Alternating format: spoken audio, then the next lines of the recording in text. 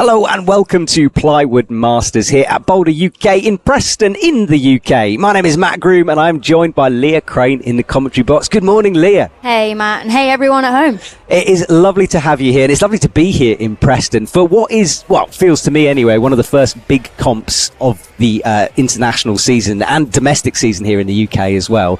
And Leah, yesterday we had 30 boulders, loads of athletes competing. It was a heck of a day, and we've got the semi-finalists here and a talented field ahead of us. Yeah, I mean, when you have to cut that field down to 20 people, there's obviously quite a lot of tension in the air and a lot of nerves. So I think the climbers that are in isolation now, they're really going to be feeling it because they've been successful on day one. And now they've got to actually give it their best on day two. And hopefully, fingers crossed, haven't used too much skin in the process. Well, we're looking at our starting list now. These are the athletes who have made it through. We're looking for just 8 to come into tonight's finals. It's going to be a bit of a savage cut. And the comp wall here that you're going to see in a couple of minutes is very, very cool. They've repainted it for this event, and it looks spectacular out there. Yeah, Boulder UK have definitely put that. They've made effort. They've made it look really cool. They've got new holds in. It's a fantastic event and a really good kickoff for the start of the season. So the names that are here, if they are competing for the rest of the season, it'll be a really good warm up for them just to get their eye in and see where they're at. Well, we've got some big names here. Yufei Pan, keep an eye on him. He was a bit of a surprise, came over a bit undercover into this competition. But Dylan down, he will come out last, qualified in first position. He flashed every boulder in the qualifying. And there was this whisper last night of everyone saying, have you seen Dylan? Did you see what he did? That man is on fire at the moment. I do have to admit, I did look through the names last night and I was like, who's Dylan? He has flashed everything. So I'm looking forward to actually seeing him climb today, seeing what he can do on the wall. And obviously seeing how the rest of the UK climbers can hold up to him. Absolutely. There are members of the GB climbing team here. Dylan is a member of Australian climbing team. Yufei Pan, obviously, from China. So it's a big international audience here. And there are some very tricky boulders ahead of them. Now, we should just take a moment to call out some of our sponsors here. La Sportiva, obviously a big one for us.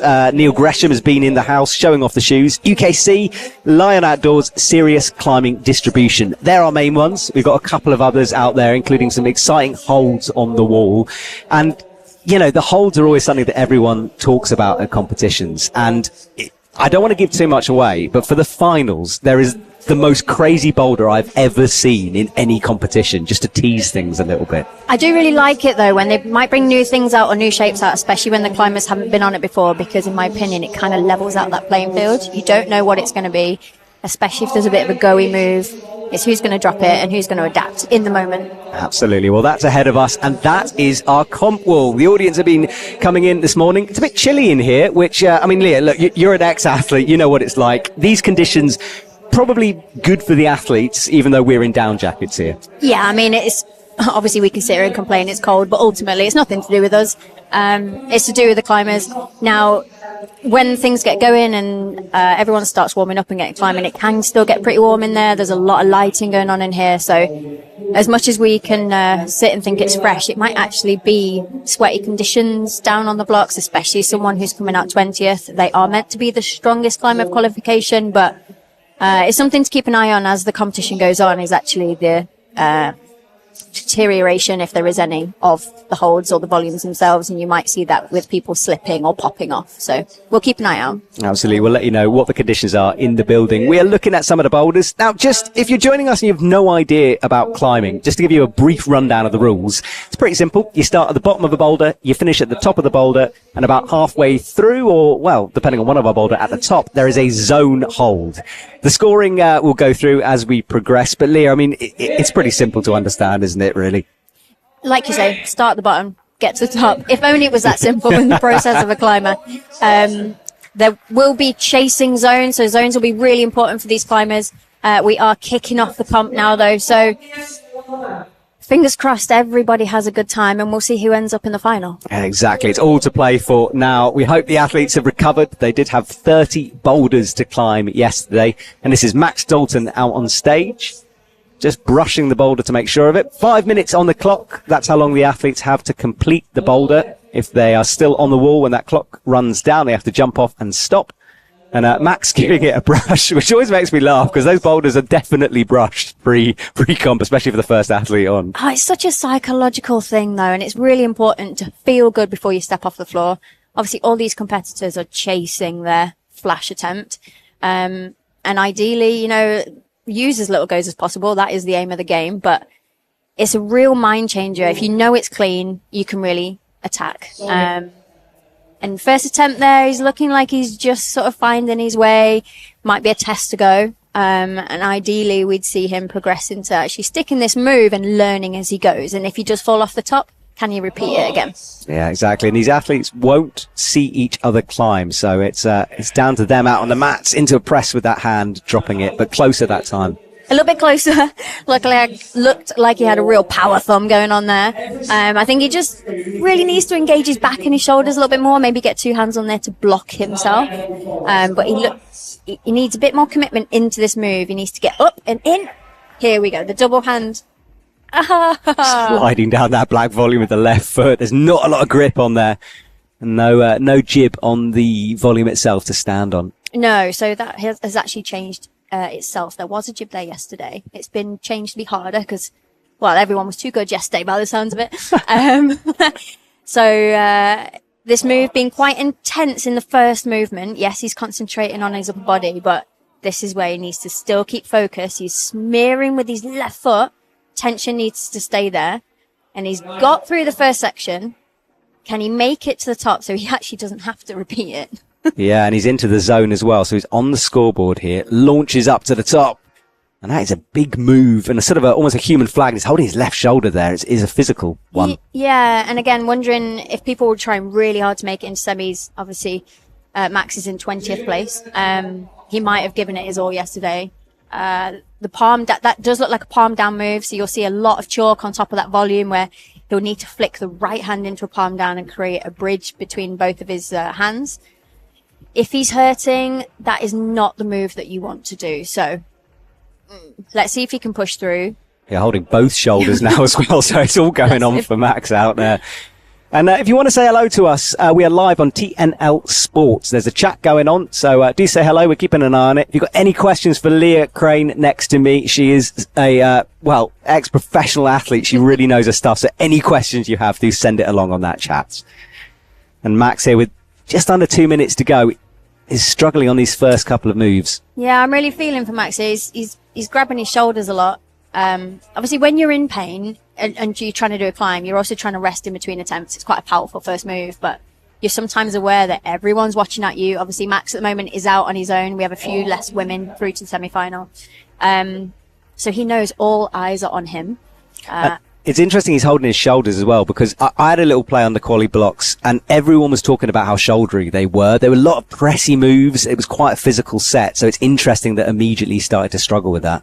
Maybe the route setters were too fresh on Friday setting these moves. We had a good team of setters, and hopefully, again, looking at the boulders, I think quite a good variety of boulders, but painful shoulders are not going to be useful in any bouldering competition, never mind this particular set. So we're going for a slightly different beater there, but I'm not sure how this is actually going to help him do a setup.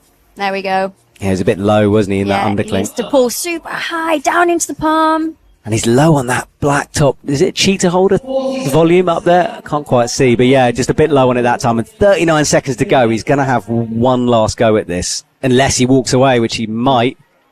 Yeah. He is done, I think. Let's keep our eye on Max. It might be that he might, I don't know, maybe he needs to save himself and his shoulders for future climbing. But let's see how he gets on. Right, well, Max will go and massage those shoulders. The athletes will stay out on the mats for the duration of their run, obviously facing away from the boulders so they can't have a sneaky look at some beta. And now we've got Oliver Knox-Renshaw on stage, nodding along to the music there. As the timer ticks down, he waits for the buzzer and then he will turn around and have a look at this boulder for the first time. I mean, Leah, you've been in this position quite a few times. When you turn around, what's the first things that kind of go through your head when you see a boulder like that? Do you know, actually, one of the first things that goes through my head is, did I put the right shoes on? I have really specific shoes for different styles of boulder. So, I essentially think did I prep myself right? Read the route, figure out maybe where the hard move is, if it's kind of visible.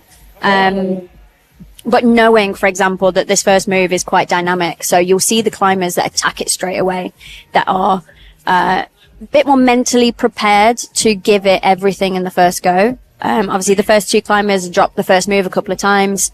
As the climbers start to move on, hopefully we'll see them like getting stuck in straight away.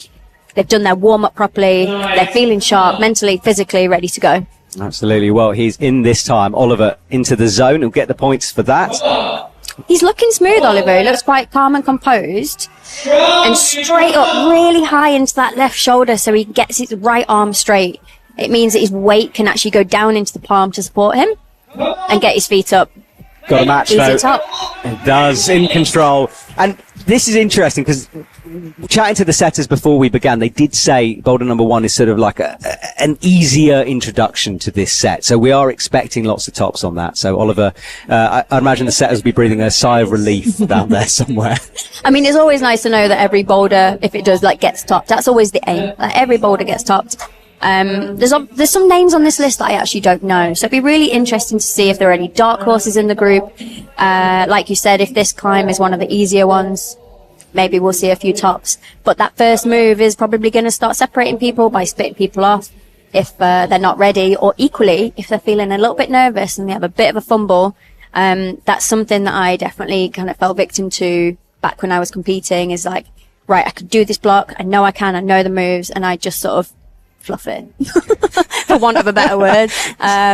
So yeah, like getting the first block out of the way is always really nice. You can just settle the nerves, sit back down and be like, right, good start, off we go. There we go. Well, we have a fairly sedate start to our semi-final here. Things will ramp up. We've got 8 athletes eventually will be out on stage competing. But obviously at the beginning, there's a bit of this resting period. And we saw that shot backstage, I think it was anyway. It might have been in ISO as we have another look at this. It's got to be a scary moment. I mean, I'm not an athlete. You obviously are. As well, hang on. Let's watch Oliver here. You can tell us what he did. So into that palm press. Yeah, so really good weight distribution through both of his feet and up high enough into the palm press to stay on. This next move looks quite casual, into the zone, not too hard. And this is the point where he needs to get enough upwards trajectory and momentum to get the right arm straight enough to get weight down into the palm to be able to get his feet on. Once his foot's on, he can kind of relax back into that shoulder, match, and then prepare for the top move. Yeah, and then this moment where he's got to show control. He can't just slap the thing and fall down. No, you might see some climbers today start tapping the top hold. It depends on how strict the judges are. As long as they obviously judge everyone straight, it doesn't necessarily matter. But as a comp climber, or if any comp climbers are out there that aren't here today, please just match for 2-3 seconds. Just match the hold. And then you can tap and flap and do whatever you like, celebrate, but just match the last hold. I've got images of Manu Cornu there in my head, who's done that a few times. Now we're watching Max, he's still rotating that shoulder, so obviously a bit of a niggle going on for him down there. Yeah, and I guess also we never know how much preparation anyone's put into this competition. He might have been training for this for a really long time. It might be really important to him and he wants to push through. Equally, he can get on every block and give it a go, and he can then decide how far he's going to push.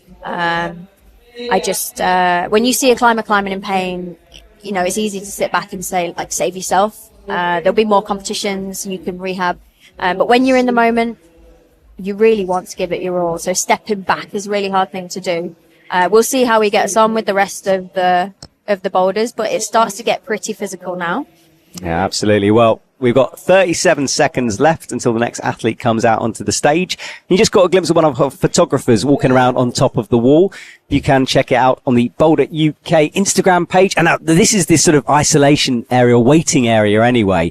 That's a nerve-wracking place to be as an athlete, isn't it? Yeah, it's where you start to get sweaty hands. It's not ideal. You want your chalk bag right next to you because you're next to the action, but you're not quite out there yet. You can hear the crowd. You can generally hear when someone's fallen off, how many attempts they've had. You can start to get little bits of information unless a competitor really chooses to not have that. So, for example, wearing headphones, you can't hear what's going on.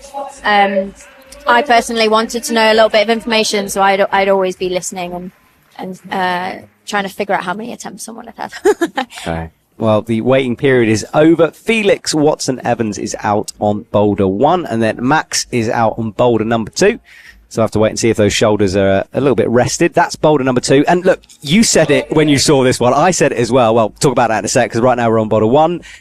But yeah, boulder 2 is a long boulder. There's a lot going on that one. It is a long boulder, and I think for me it looks quite involved, quite 3D, not necessarily your standard pull on and climb. From talking to the route setters before, there might be some slightly more interesting moves involved. You can see Max really actually doing what they said, so needing to just turn around here and actually face out to the crowd and take a swing on both of these holds under the volume. Now, as much as the route setters can say that, there'll always be someone that will either try and break it or actually break it. So you might be entertained as the time goes on. But this first move, looking like it's really giving Felix a little bit of a hard time. Just trying to figure it out. But each time he gets on, he'll be learning and learning and learning. So really trying to dial that down and improve every single time. And there we go. Yeah, he's in now. So that move perhaps locked in. The zone should be pretty doable, which it is from here. And now needs to set himself for the jump. Meanwhile, Max is having another look. Oh, went up with the right hand. Interesting. Yeah, maybe a bit of a sign of sort of some route reading inaccuracy there. Bit of a beater break there attempted as well, going out to the crimp. Yeah, I mean, if the shoulder's hurting, going out to that is going to be pretty savage. But you're going to try everything. If it doesn't feel good, you're going to try something else. And again, and I'll keep saying that the climber's learning, but they'll try and gain as much information as possible from attempts to actually try and figure out the best way forwards. The best climbers in the world are going to be the ones that already know that from the floor, and the ones that are still developing and adapting will be the ones that need to do that as they go. Okay, well, that's the tactics. They have all that ahead of them. And that boulder that we're watching Felix here, so let's see if he's locked this move in. Oh, it's not one of those that's just like in your body forever, is it? It's still hard. Yeah, and again, that depends if you've trained it. So if you do a hard block, get back on and do it again. See if you can repeat the move on the very next go. He looked a little bit baggy, what I call baggy in his hips. So his hips just moving out from the wall, and that's really not going to help you on an undercut. You want to be tight, close into the wall, so you can get that really good connection through the feet, which again are smears. Baggy hips is brilliant. I'm nicking that for the future. Well, Max has... See, Max ideally wants to really turn and face the audience on that move. He's not doing that yet. And this is Felix once again setting himself for this jump. Wants to go with the left hand, not right. Goes right again. Holding that barn door swing is going to be hard on that. So, yeah, the climbers won't have had any prior knowledge to these boulders. They can't watch each other climb. If you get sucked into a way of trying it and that's what you think is going to happen, you will stick with it. Maybe we'll see him try with the left hand, but he won't have seen the previous climbers go with the left hand. Yeah, very good point. All right, so here goes. Oh, my shoulders are hurting watching him here. He's turning back a bit, but not enough still. The setter said to me that if they kind of like winked and said you're going to get some great shots out of this boulder, so I'm looking forward to the gurning try-hard faces. Felix in, out to the crimp. Now, will he change things up? The right hand hasn't worked yet for him.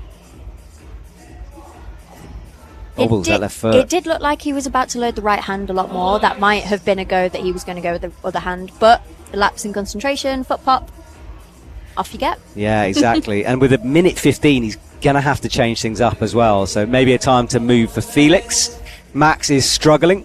Wipes a bit of sweat out of his eye there.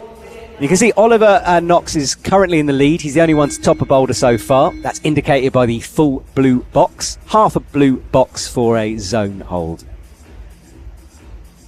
Having a little sip of Tenzing, who's one of our sponsors here, the energy drinks, down at the front. I've got one next to me in a commentary box, so I'll use that later. All right, let's see if Felix now changes it. I want him to use this left hand so much. Yeah, so loading the right hand. So he is kind of getting the right hand. He's getting closer to that move, but it is dynamic palm down. He's not going to get the distance by locking it out, unless he's some kind of locking Jedi. Yes, Jedi is a good word. It's such a big move if you try to do that statically, and he's struggling as well. Right, here's Max again, out with the right shoulder. Tries to rotate through. Better from him. Slides off that press. I mean, I'm not sure how tall he is, but it looks like there's a lot of him to fit in that space. I can tell you, actually, 182 centimetres is Max. Okay. So, yeah, is that tall or not? I'm short, so I have no idea. I think I'm 164. Okay. 165, so... I guess not too tall, actually. Yeah, I'm trying to convert feet to centimetres in my head there. It's hard. Just want to shout out some people on our chat. Climbing Gems, I know you're watching from Australia. Hello, Climbing Gems. Jan Havel, who is a regular on the ice climbing scene. You're here too. Hello. Do say hello if you're watching. Where are you watching from? Are you, what is it, Saturday mornings? Have you got a coffee? You're chilling out? Let us know. Do say hello. It is Sunday, but oh, it is Sunday, maybe isn't you've it? not had your coffee yet. No, I haven't, clearly. Actually, that's not true. I've had 4, to be honest, so I really should wake up with that one. Right, this is Oliver on Boulder 2. Sent the first one, so he's looking strong at the moment. Looking quite calm and composed. His movements are quite smooth. We'll be watching to see if he can actually hold some of the more explosive movements, first go, second go, and get them ticked off really well. And that is Josh. And for the first of the female competitors, Amelia Essex. Now, we should just explain that there are more men in the semi-final than women due to draws, and that's why we had the guys on for a while without the women competing. Now, women's is a slab, first of all, and again, apparently more of the straightforward boulders we're seeing here, which means nothing, really, when you're out there on the mats, but it should be sendable. No, and I think also straightforward for someone could be completely different for someone else if you're not loving the vert. Oliver, I was going to say Oliver making really good progress on that one. He climbed it so quick. Yeah, he did. I blinked and missed it, so he's done. Now, Amelia tried to go up, first of all. She needs to go left towards that zone. It's all about the teeter-totter. Trust in those feet. Taking your time. It's frustrating, isn't it? 'Cause you have to move so slow on moves like that. And make sure of the feet. This is what I was on about by kind of thinking to myself, have I worn the right shoes? So for some people, they might have slab shoes, they might have stiff shoes. It can make psychologically a really big difference. So now how you feel within your feet. Obviously, she's holding her heart there, like happy to get a top. Looking like she was a little bit hesitant on her feet, but she made it work. Awesome work for her. First flash as well. Flash is when the climber does it first time. Hello to Annetta watching. Annetta is a speed climbing ice world champion. So congratulations to you, and thank you for joining us. Speed climbing ice? Yes. Wow. It's insane. You should watch it. And the Tech Native team, I should say, who's doing this broadcast, did all the UIAA stuff. So go back and watch that. It's free. Hello to Hannah Hopkins as well, who's watching just down the road, apparently. Well, where are you, Hannah? Come in. Have a live look. All right, who is this here? Is this Josh? I think it is Josh on the wall. Anyway, he is having a look at this first move. Yeah, it is Josh on the wall. So yeah. Josh is underway. He's had 8 attempts already, so he's been throwing himself at this first move. Yeah, he's kind of... Again, we can only really judge by body language when you're struggling with the first move, and it is a horrible feeling when you are struggling with the first move, but you're just looking at maybe a little bit clumsy, like he needs to really pull it together and think about the entirety of the move, not just getting there. He then needs to think about what happens when you get there. You need to be able to block, create tension, stay in the position and not fall out from the wall. There we go. Well, the interesting graphic here on the screen. This is kind of new, so I'm going to be working it out as well. But this basically shows the time spent on the boulder and the time between attempts. So an interesting stat there. So you can see here 22% time spent on the wall, i.e. 52 seconds, and he is done fairly early on with a minute to go.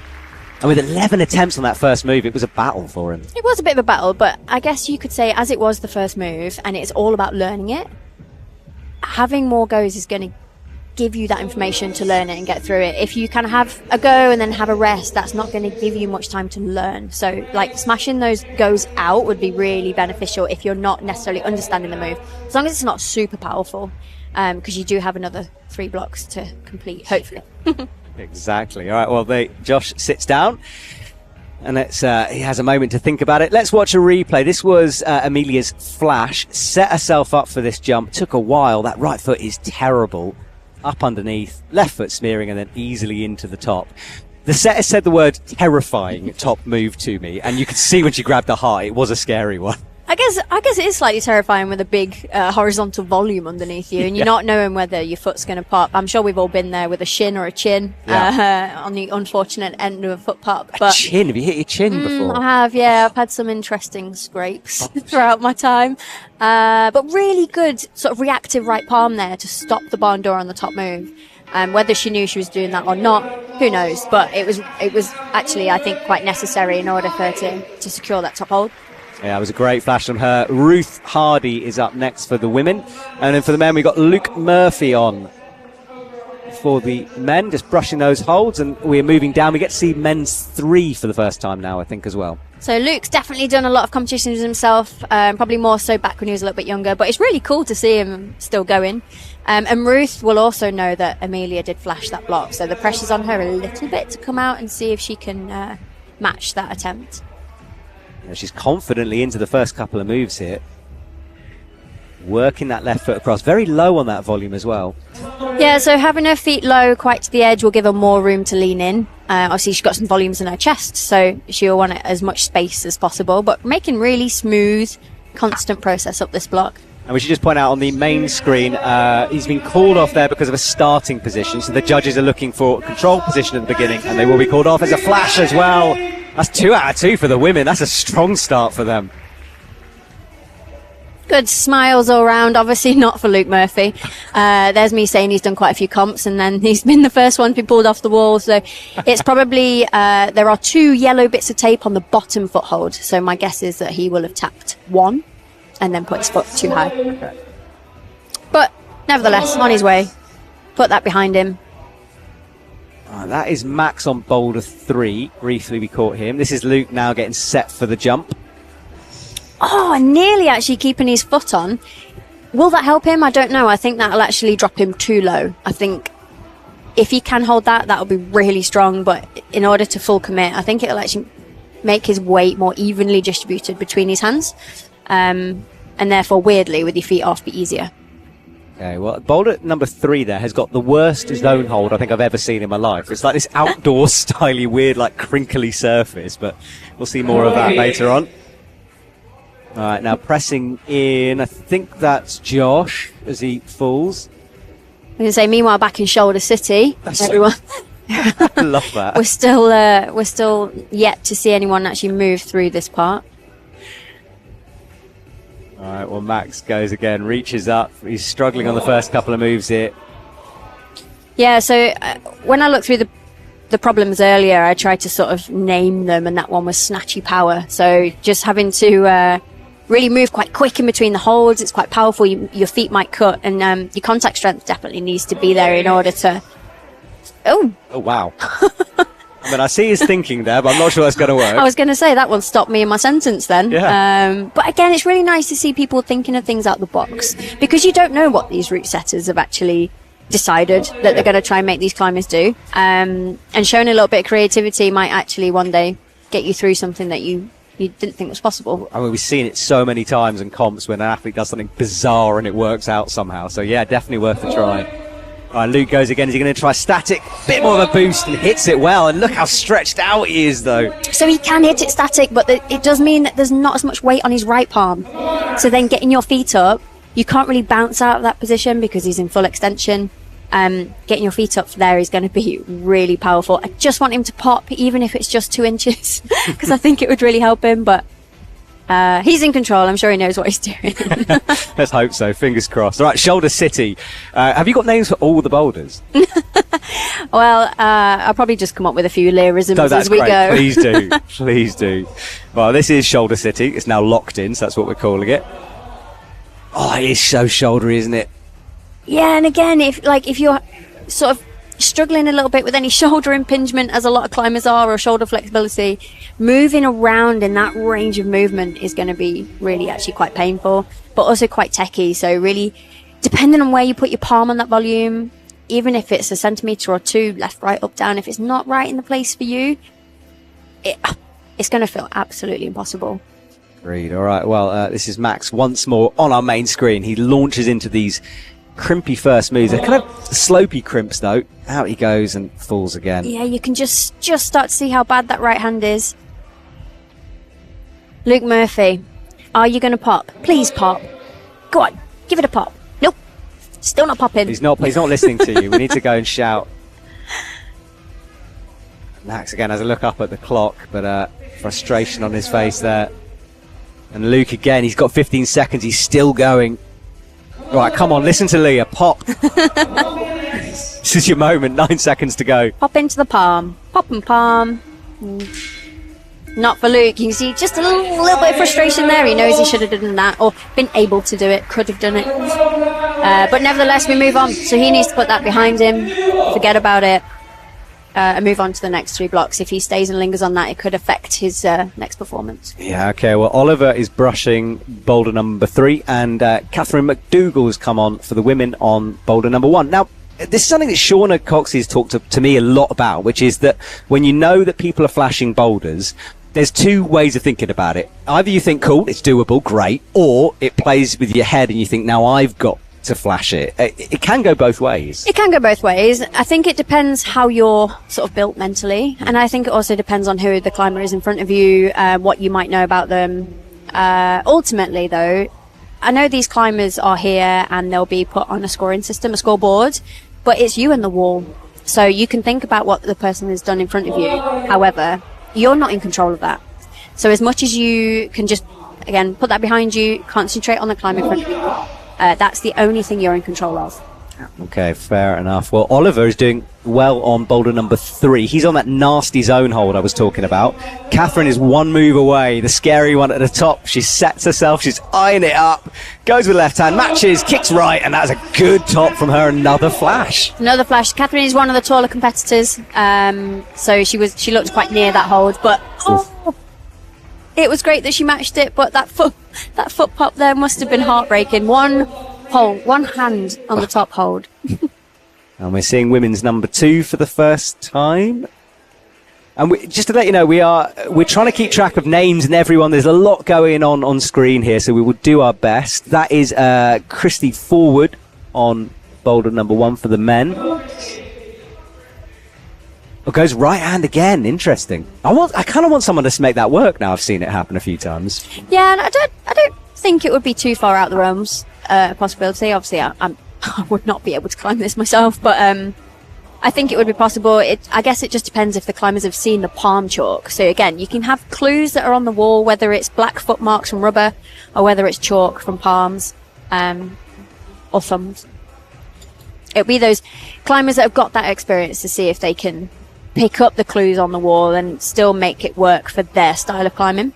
So we just saw Amelia Essex on boulder number 2 with that sort of pressy thumb moves going on there. Yeah, power thumbs. I think this is actually what I called this one, power thumbs. Really, really tensiony start move and not a comfortable one to start getting out of and teeter your way across. It's like she's really battling here, and it's going to be really physical in her upper back in order to keep her chest into the wall. Well, we're watching Christy here coming down off that zone move hold. And for the first time, actually, Amelia Essex... Oh, she's on boulder 2, so 5 attempts for her. This is Josh now, we think, as he comes under. Well, we're seeing another section for this boulder for the first time. And Josh not doing shoulder sitting. Yeah, true. So he's kind of broken that beater. Blocked holds. It's a slopey side pull, this. So again, the route setters did make this block slightly harder for semi-finals. You'll see 3 blocked crimps on that hold to make it smaller. This is where he slipped off. Keep the tension. Keep the tension. You'll see that the tape of the top hold is on the volume, so he only needs to touch the volume, but looking like his left foot was just a little bit too low. No, all right, well, looking down at his fingers there after that bumpy, crimpy first section. A lot of action kicking off here. If you're just joining us, welcome to Plywood Masters. We're at Boulder, UK in Preston. And this is the semi-final for the men and women, looking for just 8 men, 8 women to make it through to tonight's final.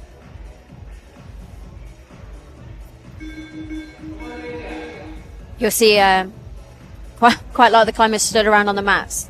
These boulders are really physical. I don't think any of them really are a giveaway.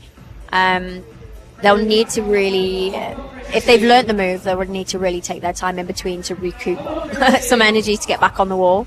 Wow. See, this was really cool to watch, actually, because as long as he can hold that right hand, he will be able to make that stick.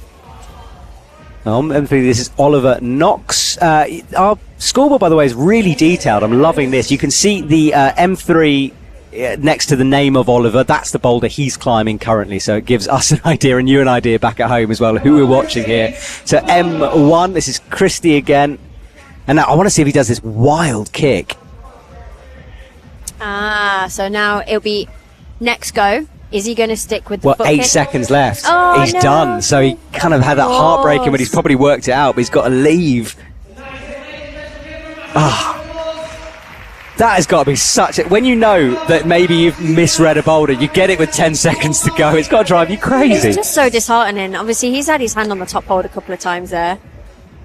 Just not being able to quite get that match. And you're almost cursing the route setters inside your mind by like, why don't you just give me a foothold? But again, put it behind him, forget about it, move on. It'll be something that he'll think about later on for sure. Yeah, absolutely. Well, Rebecca Stevens is on women's number 1. And Cole Gosney for men's number 1. I have worked with Cole in the past. He does some coaching with some of the junior teams as well. So it's really cool to see him in the semi-finals, actually. Here goes Rebecca, working her way through. Nice cross with the legs there. Needs to trust that right foot so much. Weight on the left now. Really holding her nerve here.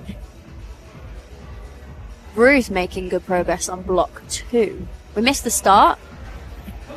That is a small gap. That is a super high foot to be trying to stand up. Static from Rebecca there. That was awesome to see. So much control with that move. Yeah, the girls are starting to move along. Oh. Move up the wall. Just a bit unsure about coming down. There's no down climb jugs in the comp. No, it's not, is there? It's quite high up there. This is M2, Luke Murphy getting involved, hits the slopey side pull well. Left foot here, we're seeing a lot of athletes fall. There's no jib on that. It's just pressure with the left foot, pressure on the right on that blocked zone, which makes it really tricky. Yeah, so Luke moved his foot down, but yeah, I really think he needs it up in order to create the tension between the hand and the foot. Taking his time, in control. Cruising through that top move. Awesome from Luke. Power thumbs! And he's down, Cole. I think he knows what he's got to do there. Just a few more beans into that move. Bit more power, a bit more speed, and up he goes. Now, boulder number 4 we were looking at there has got a fascinating sequence of moves. We'll chat about that when we see it. But right now, dancing the feet through a sort of awkward inside flag going on there. And what looks like maybe a heel on the right. Oh, no, toe, sorry. Yeah, so she needs to get stood up on the zone, and this is where she got to before with the left hand out on the crim. And then the foothold by her chin needs to have her foot on it. So standing up, I think she'll... Fair play for getting her foot up there. She'll need to be able to pull close into the wall to get the side pull. I have looked at the side pull. It is not very good. Absolutely, and she's struggling with those feet. This is Luke on M3. And now this boulder, the zone and the top is all at the top. It's the same hold. I've never seen that in a comp before. I have seen it. I guess you don't...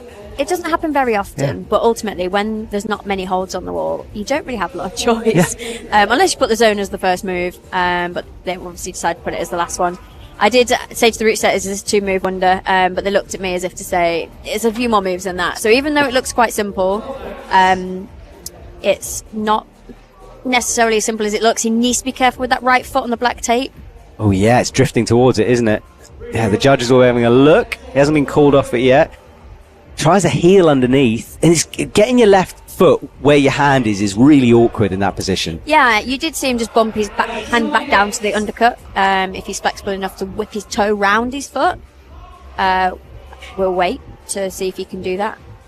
Cole in the background there, still struggling. Maybe, I don't know, his wild hair flowing when he falls off, if he can see what he's doing. Well, this is that slab again. It's just a little divot of a pocket almost, or a shallow dish on that big hold. Yeah, so maybe needing to bring his knee inside, so between the wall and his arm. But it looks a really strenuous position. You've not really got a whole lot to keep you on. You can see how vertical that bottom foot is. So you just maybe in your mind waiting for it to slip. But he does have really soft shoes on, so that'll help him really get enough rubber into the volume. Hopefully he's cleaning it. Yeah, well, hopefully he's brushing that off screen. We're watching women's number 2 here, and that is Ruth there on our main screen, wrapping those hands around the zone hold. So been in this position a couple of times. Can she change anything? Be more accurate? She has 30 seconds, so it's probably her last attempt at this climb. Yeah, she's been the next move she was struggling with fell off before. So it's all go here. So we do have, not that you can see most of the climbers using it, but we do have a really good brush sponsor actually, the Woodstock brushes. You might have seen them at your local wall, but It's a really, really good set of brushes to have in a comp, especially with something that has so many volumes in it. Absolutely, we need that. And right, so the audience had called through. You can just see Neil Gresham sitting down there in a red jacket. I think he's part of the La Sportiva crew that's been hanging out here yesterday. I tried to persuade him to climb, but he was having none of it yesterday. So I think if there's one thing Neil isn't, it's a comp climber. yeah, he did mention it. He doesn't like those big spanny, jumpy moves. So fair enough, Neil, but lovely to see you here. Right, a scoreboard is starting to take place. Oliver Knox at the top after 2 tops and a zone. Ruth Hardy a flash and then the zone on top for the women's at the moment. And this is Hannah Kerr on boulder number 1. Everyone has flashed this. The pressure still builds. Awesome chalk bag as well. I don't know what that is on there. That's brilliant. I think that's Gecko chalk. That's cool. Logo. But again, Hannah has been competing for as long as I can remember. She was a young junior when she was doing competitions, so she has done many. Again, experience is really useful for competitions to know your tips and your tricks.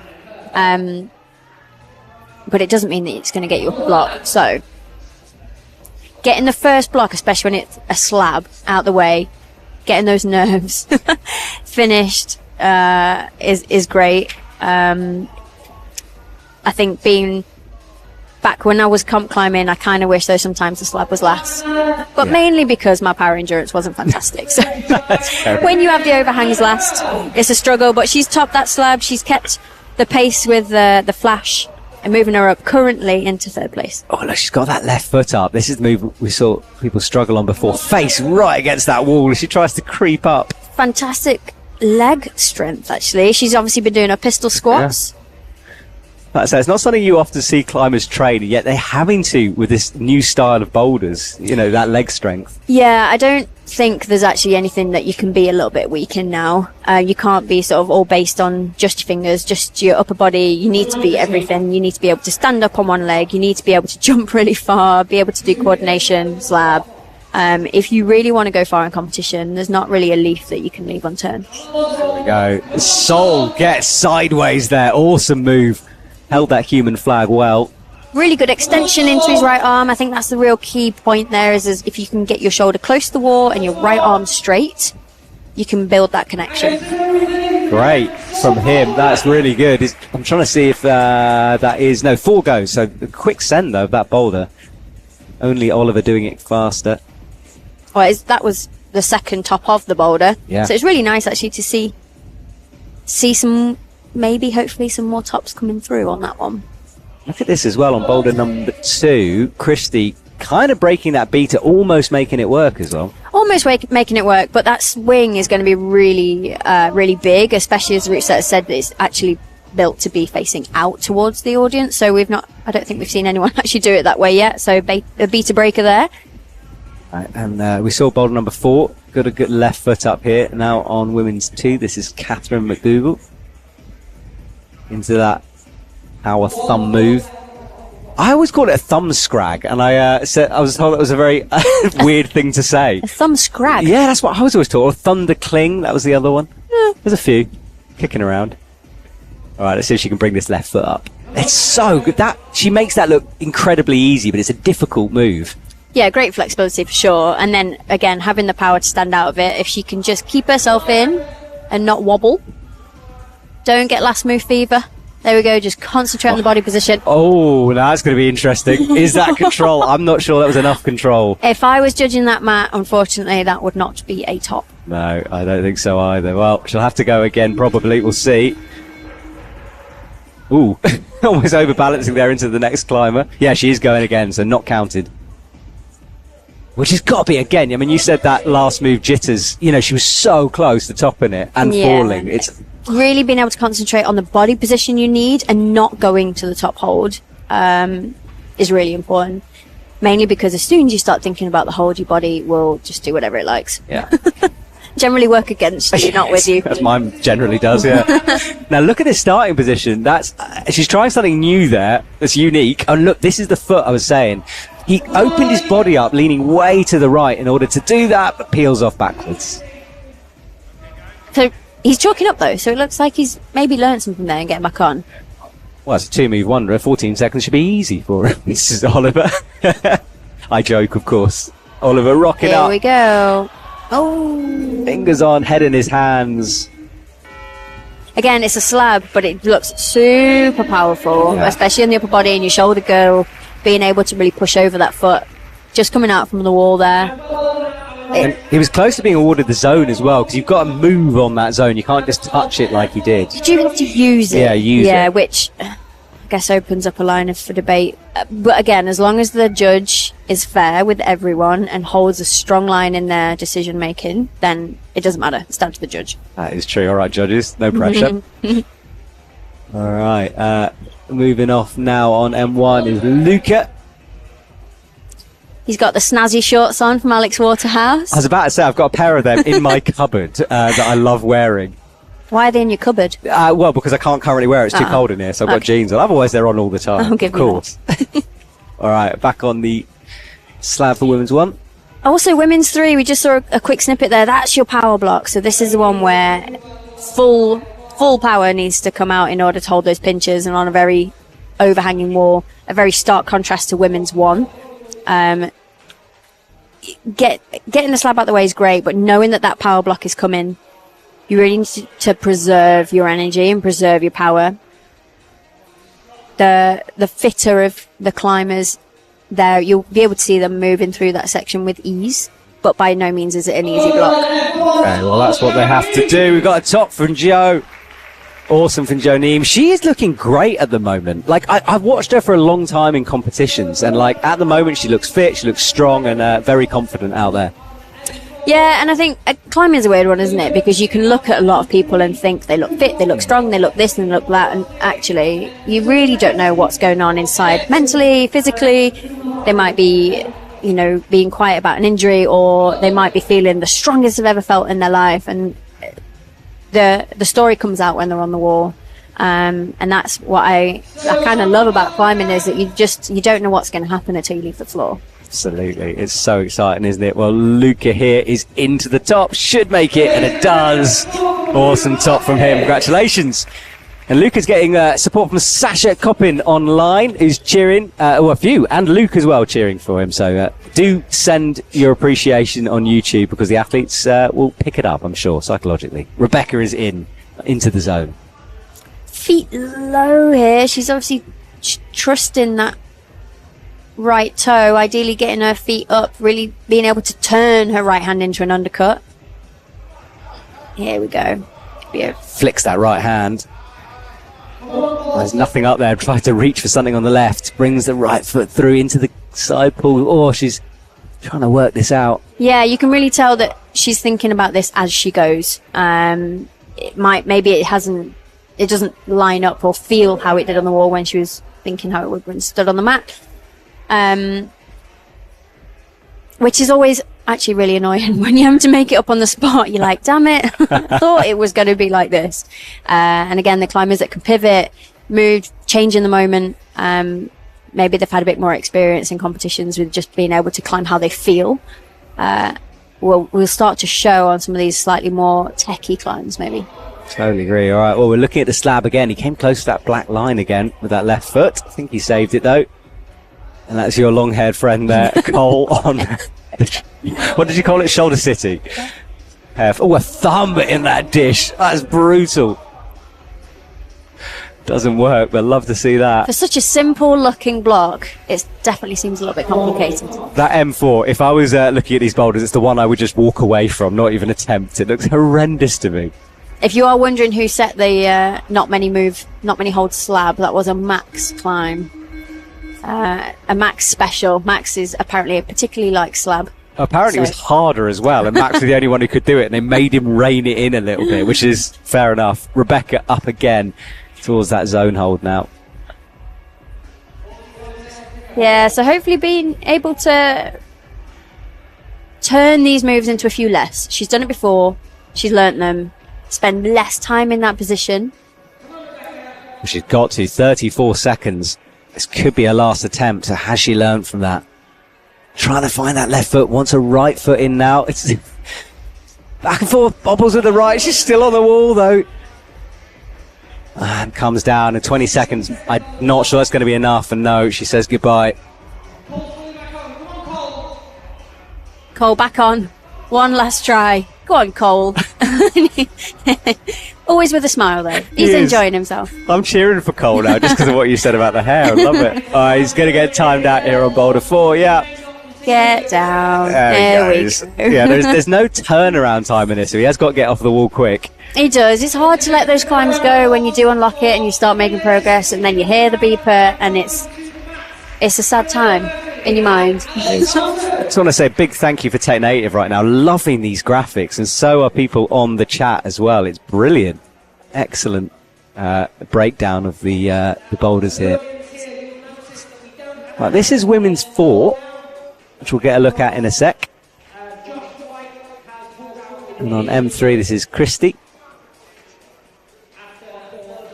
Giving it full beans on this. Can he make the zone? Nope, with a foot pop. And women's 1, this is Alice Thompson, who's underway. Can she continue the flash train? Everyone has done it so far. And just to let you know, Josh Wyke has split his tip so badly he won't be doing M4. Just to let you know, if you're watching for Josh. So hopefully you feel better soon, mate.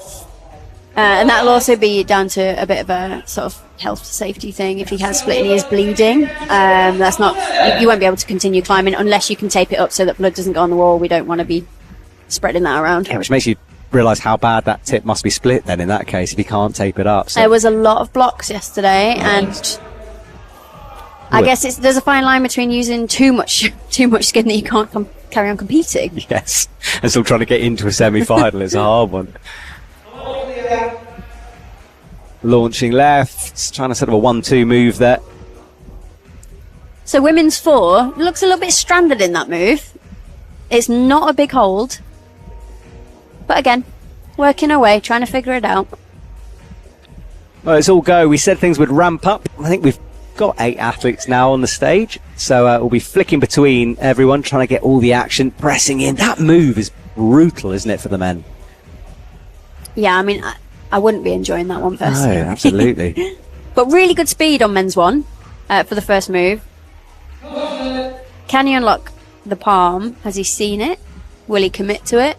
It looks like he's going to jump from very low on this. There is a foot available. And yeah, that's the stranded move you said, stretched out. She does have a heel on here, so that's going to take a couple of inches off her reach. Just moving it to a toe. So that's good, but holding this swing. Yeah, because all your weight comes off that toe into your arms, and you're horizontal, so it's just powerful to hold it. Being able to commit, again, obviously that was the first climber that we've seen on that block. Hopefully the conditions of the holds won't change too much for Emma Edwards, who qualified in first yesterday. Now we're watching 2 boulders in action at Shoulder City on the bottom right, and then women's 2. Creeping over. There's only a very small surface area for that left foot. She moves away now into the heel. This is the stranded move on women's 4. Bumps out. Let's see what she can do now, because she dragged it into a toe much quicker this time. 3 fingers dragging down on that right. Holds the swing this time, but can't quite. Kicks into the wall to try to stop it. I mean, that right hand is so slopey. The crimp there. She tried to hold it with a thumb at one point, but she really was actually quite close to holding that one. Whether she can hold that position to get her foot out right, who knows? Yeah, and it'll be intensive, won't it? That core will be burning. Everything will be hurting for her. So it looks like the left side of the wall is really starting to ramp up with the intensity on the smaller holds. So they're not really that positive. You've got big burly moves off them, on men's 3 especially. He's fighting actually really well through men's 2. Yeah, creeps his hand out to that side pull, holds it, minute buzzer goes. He can. That was wild. Well done. So he'll know that the minute buzzer's gone. He'll be able to have heard, well, hopefully he's heard that. He needs to hold it together. Oh, commentator's curse. He needs to hold it together to the top, and as I said that, he's off. We're looking at women's 2. This is the power boulder. Had a knee go. Oh, he gets it done. Awesome work. So sorted those feet out eventually. He rotates that shoulder again. It's shouldery. All right, launching up. for probably the final time here on women's 4. Can she hold this swing? She's got to kick that left foot back in. No, it looks like the power's draining out of her arms here. That will conclude her comp, though, so now she can go and get rested up, put a warm jacket on, and probably think about how thin her skin is. Yeah, exactly. All right, well, we have another rotation as our athletes come through. That isolation area will slowly be getting empty as we work our way through the athletes. The athletes come out in the opposite order from where they qualified. So Dylan and Emma will come out last because they qualified in first position. So now, although we'd expect the standard, because of how they've qualified, to improve, often that doesn't work like that. Sometimes we get athletes coming out in the first 5 or so, making a final. So keep watching all the way through this. Cole out with the left hand. Things are right, but pops that foot. Women's on, there's Ida. Edie sorry. Said Ida. Invented an A there. See her quite often down in Sheffield. Always training, practicing, getting her comp blocks on. She's starting her journey left. Rebecca, good work on that power boulder. Interesting foot. Yeah, I think actually turning around to the left to be able to match looked, I don't know, potentially quite good in order to be able to move up to the next pinch and bring your feet back to the right-hand side. But again... Edie cruising there, look at that. So cool. I like the dismount as well. Hit the deliberately, jumps off the bottom black hold. Go on, Cole. Cole is wearing the least compy shoes I've ever seen a comp athlete wear there. Cole is really strong. He's really strong. He's got really strong fingers. But he's definitely loves going climbing outside. Probably only has one pair of shoes. But again, he's, by the looks of it, the climber that's having the most fun. Exactly, agreed. All right, well, on women's number 2 here, wrapping her hand around this zone. And look at the slab on the bottom right as well. Keep an eye on that. Got to bring that left foot up. He does. Luke is in. Oh, no, it pops. It's kind of dual text, that left foot as well. There's a bobble of texture on it. It's hard to hit accurately, though. So Jo Neve, normally liking slabs, when I've spoken to her in the past anyway, just maybe getting a little bit too tucked up for that move. She had to look back accusingly at the hold there. Cole getting lots of support. Maddie Harper cheering Cole on the chat. Yeah, Cole, our new favourite. He is down in 10th though, so he needs your help. Luke brushes the first starting holds here. Now, we haven't really seen much of men running into men's 4, but it is a run and jump start. Now, this is looking like the way that the route setters wanted this to happen, and now not. So the right hand was meant to stay on the right hand crimp. Holding it nevertheless. Yeah, great work from him. Up to the blocked zone hold, crimping. The thumb wrapped over the top as he hits that left slopey side pull. Making really smooth progress. If he can hold it together, he's dropped that left foot low, needs it back up. There we go. Create some tension, and maybe left foot even one more higher. Just looking a little bit low with his hips. Let's bump that left foot up. Yeah, he wants to, doesn't he? He's adjusting. He looks like also a taller climber, though, so fitting in this gap isn't going to be easy. Very good point, yeah. And he just keeps changing those feet. Cole drops. Okay, he's in. Right, thumb, come on, bring that left foot up. Leah is literally next to me, urging him on with the hand here. Oh, that right foot is so hard to get accurate. It's blocked, it's nasty. How's he still on? It's like a lead route, this. Yeah, that connection with the left foot is going to be imperative. It has to be there in order to be able to match. Joe peels off the zone hold, looking frustrated on the bottom right of your screen. He's still on the wall. I can't... I just keep looking back and he's still there. He's obviously very comfortable with that side He's pull. He's forgotten his chalk back, though. Oh, he has, hasn't he? Yeah, problem. Oh, he's fallen finally. On women's, what is this? 4. That is Ruth Hardy, second place. She falls. Minute buzzer goes. Joe pulls back on. So Joe has done World Cups in the past. She'll know what that minute buzzer sounds like. She'll know that even with time on the clock, anything is possible if she can really focus. She's got up to the penultimate move before. She can get back there if she can piece it all together. Yeah, she's qualified for GB's lead team next year, so she won't be doing too many boulder competitions, but this is one that she wanted to do, pressing into that zone hold. Looks more comfortable as she brings the feet up. Cole swinging around, and Rebecca, synchronised falling at the bottom of the screen.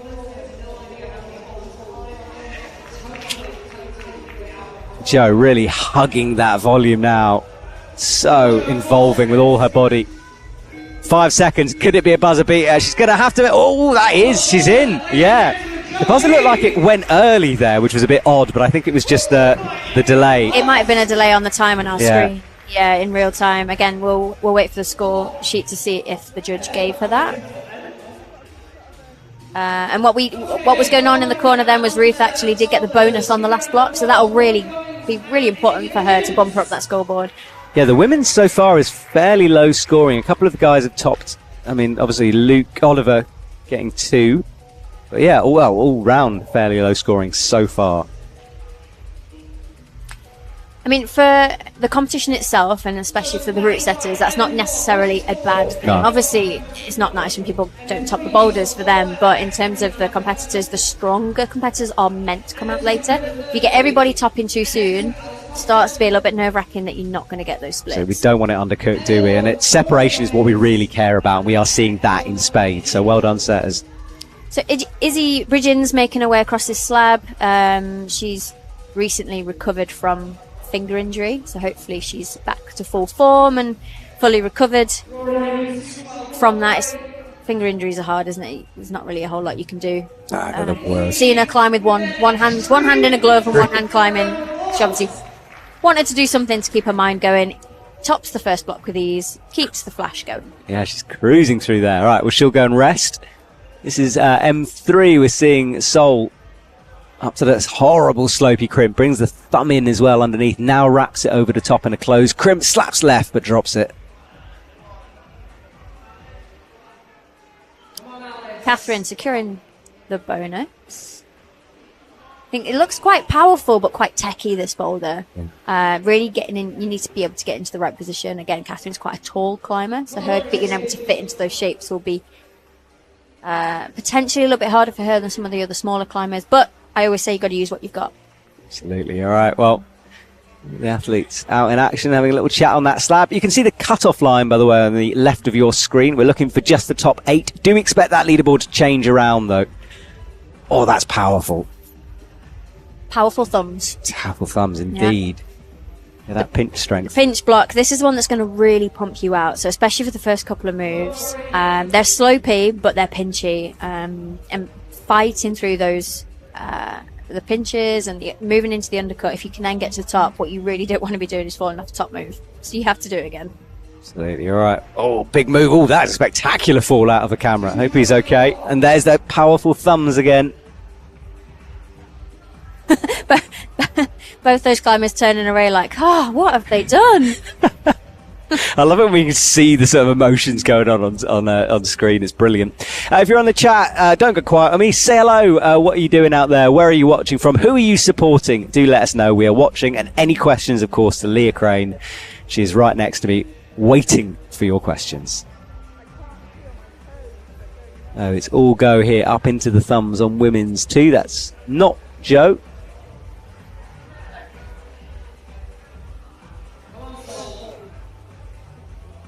Sol is on those powerful crimps, struggling there. I think this will be Alice Thompson.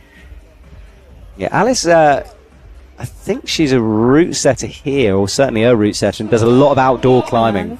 So she's and I did watch her tech her way up some slabby stuff that was ridiculous yesterday. So she's very good at that kind of style. I do think being a route setter sometimes can just give you a little bit of that edge of advantage. You are able to think how a route setter might think, be able to guess what moves they're trying to force, as long as you don't get stuck in your head and be like, this is what they want me to do, and go down a rabbit hole.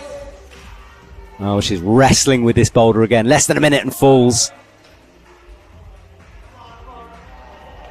Slapping up for a non-hold on that volume. Desperation there. Catherine getting the high point on that block, though. Okay. So good to see some progress on it and actually see some of the moves go higher up.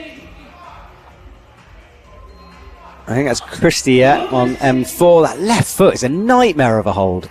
Yeah, you can't really see from the camera, but it is, like you said, dual text before, and there is a little nub on the kind of middle that sticks out, that's got a bit of texture on it.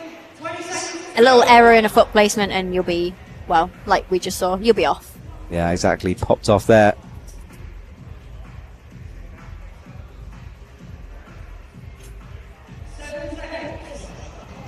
Yeah, so Alice here, she doesn't have enough time to get to the top. She's already got the bonus. Yeah, maybe some wasted energy. Who knows? Yeah, it's hard. I mean, as you said, you just want to do these boulders, and yet the sort of like the sensible thing to do is to back off. The Lanky Climber on YouTube is supporting Joe Honeyfield. Thank you, The Lanky Climber. Great name. Loving that. All right, so the athletes brushing away with those the Woodstock brush holds. It's always funny as well seeing the climbers. Obviously, they don't know where people have got to, so they're brushing the top holds and the next holds, and actually no one's been up there. Yes. All right, back on this. Is anyone going to drop this? Everyone has flashed it so far. This is Jem Wood. Again, great on a slab. That she's going to be no stranger to this. And I'm fairly sure she's been in a final of the Plywood as well. So a name that we might actually expect to see later on this evening. Yeah, she's so experienced, been in the World Cup team many, many times. Seems to always go to China as well. Like, it's like one of her favourite places, it seems. I think that could be a flash on Mem's 1 there. I think that was, I don't know who that was. Maybe Aidan Dunn, possibly. Jen is in, so she flashes. And Jo Neen, keep an eye on that as well, because she's through those powerful moves into the zone. Yeah, Jo's definitely done a lot of work on trying to become a lot stronger, a lot more powerful. That wasn't her bread and butter a couple of years ago. So you can see her training there really paying off, getting through those pinches. That was Aidan Dunn on block 1 as well. So Aidan got it done. Jo is one move away from the top of this one. Those arms have got to be screaming. Hits the left, holds the swing. This is incredible. Right hand up to the slab, and she gets it. That is awesome from her. I love it. A look of excitement on her face. Really good that she could hold that together. It looked like for a second she was going to get what I call last move fever and panic and just go a little bit too quickly. But she held that so well, held the composure. Yeah, her power endurance, incredible on those crims. Reaped the rewards. I mean, if she's training to be on a rope, this is going to really help her anyway, just to hang in there and actually keep calm. All right, on men's 2, this is Christy. Head crushed in underneath there. Almost a head jam situation going on. And there's our man Cole on men's number 4. Oh goodness, I'm sorry, Cole. It was the hair distracted me. It's a good shot to show how small some of these holds are. Yeah, again, if it looks shiny, that's because it's what we call dual text. So it'll be there'll be a rough part to the hold, and then there'll be a super slippy part to the hold. Resetters love to do that because they can really force certain moves, or just make footholds really poor. Just to make it even better for our competitors. I mean, if you've watched the Burn World Champs, you would have seen a men's no text only boulder. Oh, look at this creeping up. Now, the toe underneath, I've seen a few people kind of want to do that, but she was the first to really try to engage it. Rebecca now with the thumb, hits the sloper. A blocked crimp to go, it's up there, but she falls. And look at Cole, hang on. He's nearing the zone. Go on, Cole. Left pressing. That might count as a zone as well, which... Yeah, he did move his way there. He's definitely moving around. His central gravity is moving, so in my book, that is a zone. Can he bring the other hand in, though? Oh, he does. Oh, that's not control. That's close. It almost looked like he was going to claim that, and then I think he was like, oh, no, probably not. He knows that's not it. Yeah, he does. But he knows he can do it. He's still got a minute on the clock. Tell what, those stiff shoes are clearly paying off now. Although they look so old, I don't know if they're actually past being stiff. That's a good point, yeah. Someone give him a shoe sponsor. Come on. All right. Core engaged. Slaps left. Just holds that. Gets a heel in, out towards that awful zone hole pinch. Now brings the thumb into that divot on the right. He's trying to eye up this massive slap across and pings off with the left hand. So Edie's last go.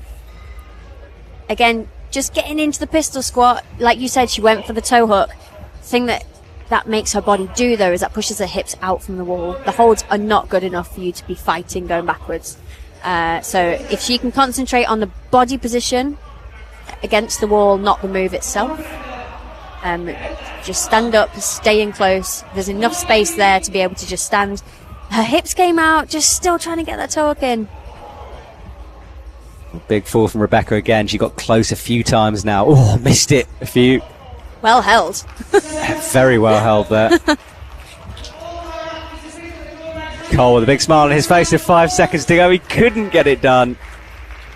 Great experience for Cole, though. He's not going to do loads of competitions throughout the year, but he's made the semi-finals of Plywood Masters. Now, we are waiting for that score to be updated. I think it's a bit delayed at the moment on the left. We'll keep an eye on that. The sticks are up. The brushes.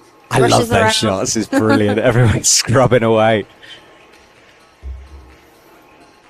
I think that's Connie down on the right for the women's. For women, she enters. So Connie is the sister of Izzy. Strong climbing family there. Yeah, indeed. Lots going on here. Finn Jackson. That's Finn on men's one. So Izzy, Connie and Finn actually all climb together. So it's quite nice that they're all out at the same time. Yeah, you feel the support, eh? All right, creeping across then. Hannah in the bottom corner of your screen making good work of the last boulder. This last move doesn't look like it's a given, though. No, it doesn't. We saw Rebecca drop it a few times there, so it's not over yet. She's got a toe in there or a heel in there pressing. Hits the sloper, but on a kind of way far left. All the chalk is in. A flash again on women's one. Looking very composed there as she comes down.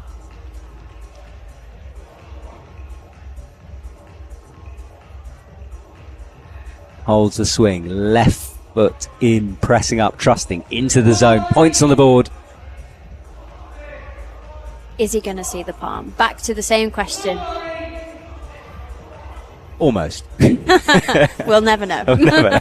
All right, well, that's the top. He's looking pretty good here. Wraps that right hand under, but the left foot bobbles and goes, and that's the thing. He was getting his left foot up, but he was doing it so erratically. No. I just don't think you've got that room for that much movement agreed. In the smear. And he kind of popped back into our shot there, so he's okay after that fall, which is good to see. Hannah now out into the zone. Big left slap needed here. There's that side pull, which is good if you can get it. Sets the feet. So she's on full smears on her feet now. Now she's stood on the handhold. Again, dual tech. You can't just slap your foot on. Yeah.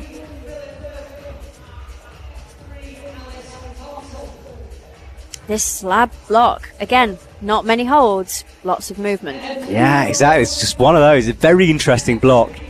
And it's good to see setters try stuff like this. I like to see it, but it is challenging for sure. Again, what I was saying before about you have to be good at everything in competitions. There's no room for a little bit of weakness. I mean, obviously there is, but you can't necessarily expect to be super high up the leaderboard. So go and work your weaknesses. Do the things that you don't like and turn them into not weaknesses. Leah, I want you to be my coach. You are seriously fantastic at this. I need some of your calm advice when I'm climbing. It's brilliant. Just go have fun. That's the main point of advice. Nah, I want to win. You do that by having fun, though. Right, okay. All right, towards the zone hold on men's number one here. Pressing with that palm, delicate feet. Creeping over, Hannah goes again on the bottom right. It's all big fall on men's slab there. That was the jump start. We haven't seen too much of that, but it is possible just to hit the wall like he did. Right. Finn getting high. He's done the hard, in quotations, move. You'd expect him to get it from here, wouldn't you? But still, you've got to keep it together. He does. Good work. Very smooth. So we have a climber facing out to the crowd. Finally. He looks a little bit lost. He's not using the crimp. Doesn't need the crimp. Turns out it might be easier the way the setters have intended. Of course, the athletes do not know this, so it's great to see. Hits that sloper now. Really good opposition onto the left volume. It needs to get that left foot up just a little bit higher. There we go. Take your time. Tension, really good. So you'll see again that top move. He did not move with his hips. The only thing he moved was his hand. It meant that his weight was evenly distributed between his feet and there was no agitated movement, I'll say. Yeah, it was really so smooth. Really impressive, I agree. All right, this slab again. Left foot bobbling, going. Oh, yeah, that face he just pulled is what I think everyone is feeling on that thing. We've still got a lot of climbers to go, though. So we have more than enough chances for that block to be topped. Gee, well, Hannah's in 3 seconds, though. She's going to have to go quick. She can't go quick enough. Comes down. That is it for Hannah. And Jonine is waiting in the wings there with a brush to brush it. A roving camera lady there in the middle, trying to avoid climbers, catch all the action. Big shout out to Tech Native here. And right, as Leah said, halfway through this, well, more than halfway through the semi-final now. Careful with the feet on this slab. It's 5 minutes of falling off this move if they don't get it done quick. That left foot not sticking. He has got the right idea, though. So it seems what the other climbers have done on this part is the almost small karate kick above your hand, foot on, and then really moving your body weight over that foot. You've got to really trust it, and it's got to be on really precisely. There's a lot going on a 2-move boulder. It's crazy, that thing. Right, pressing underneath. Oh, the back has got to be screaming. Creeps the right hand around the corner. It's pretty blind, that move as well. And holds the swing. And a big fall. It's all going on. Jen Woods falls too. That's Lily Kinnersley on block 1. One of the more junior competitors, but has done a lot of competitions. And again, watching her social media, she's been training a lot of comp style boulders. So we'll see what she can bring here today. All right, well, she's underway there. Jonine is also going towards the zone. Aidan getting big support from everyone here as he hits the top as well. Suddenly, men's 2 is becoming doable in our eyes anyway. So that's 2 tops for Aidan done. He has topped the first and the second. Certainly one to watch. 1 move away here for Lily. Hits the right hand. This is awkward. She makes it work. Brings it in. Well, she's done enough. It didn't look the smoothest, but she's got it done. So we go quiet for a minute and pull her face. But she matched. And she got the top. There should be a commentary box camera really showing our faces. It is probably ridiculous what we're doing here. All right, this is Jen Woods, comes up into the zone. Joe is close to the top, 1 move away. So this, I don't know, it looks to me like this might be slightly dynamic, a bit of a blind stab, like up and over the volume. It is blocked. Obviously, the route setters have made it extra nice for the climbers, so they might be getting a bit of a finger stab there if they get it wrong. But there needs to be these kind of little hidden or blockers or, moves that will catch these climbers out. Wow, that was an amazing catch on that palm. That wasn't it? It's wild. Legs going almost to his hips. But the route setters are want to use blockers and things like that to be able to separate the climbers. If somebody makes a bit of an error for a route setter, that's good. Jen Wood having a little bit of a struggle on the slab climb. But Edie making these pinches look easy. Yeah, she so is. Far. Yeah, and I love that left toe wrap, almost like toe hook on it. Changes it into a heel hook. Creeps out that little bit of a knee scrub there. Yeah, moving really well through these moves. Really getting her hips up high. There's 2 ways to do this next sequence. You can either cross or bump, but the bump is super powerful. She goes for the cross. See, because she went under her arm, her arm here, when she unraveled, it means she's going to be lifting up her top arm that's on the zone hold. That's not going to help her whatsoever. So again, it might be that she has to go under to stay close to the wall. Her next attempts will show us if that was the right thing for her. So you think she might go over the top next Either time? over or, like you said, bump, but yeah, unwinding out of that, she needs to be so strong on that right hand in order to be able to let go early, because your right arm will be knocking the left arm off. All right, well, that's what she's got ahead. A minute buzzer goes here. Jo looking powerful again. She looked good before, but missed that top. Gets a toe hook in, trying to steady herself. Oh, that's all she's holding on to. Great shot. Basically, two slopers with a bit of a pinch in there. Yeah, I mean, that's really not a good hold. And the top hold, whilst it's a good crimp, it's a crimp. Yeah. That's not something that you can just wildly jump to. Yeah, and blocked as well. In fact, we can actually see that top hold from our commentary box. It's like beckoning us. Right, Jen is in again. She hasn't looked comfortable yet. This is better from her, though. 25 seconds. She's still got to go slow, not rush. So, a one-leg pistol squat. Oh. Can she stay in close? No, just struggling with that power there. It's the awful slab. I'm glad they made it slightly easier because it's obviously still absolutely nails, that thing. I mean, the route setters have got such a tricky job.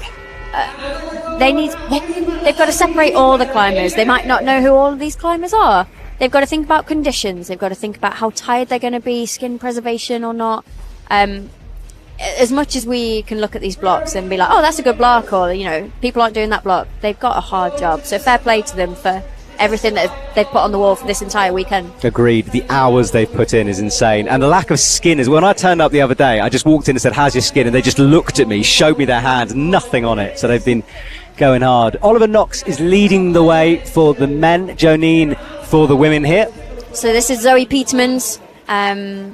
From what I've seen of Zoe, she can be quite an emotional climber. You know, if it's not going well, it can sometimes get the better of her. But really quite strong, quite powerful little pocket rocket. Also moved into doing a bit of route setting recently. It might have changed the way that she approaches things on the wall. It's interesting you say emotional, because she was doing the qualies with headphones in a lot of the time yesterday, trying to keep in her world, I think, a bit. So it's fascinating that you say that. Up with the left hand. This is so smooth from her, though. Gets that top. Good work. A little tap on a hold in celebration there as she comes down. After she'd matched. After she, yes, please. Please do that.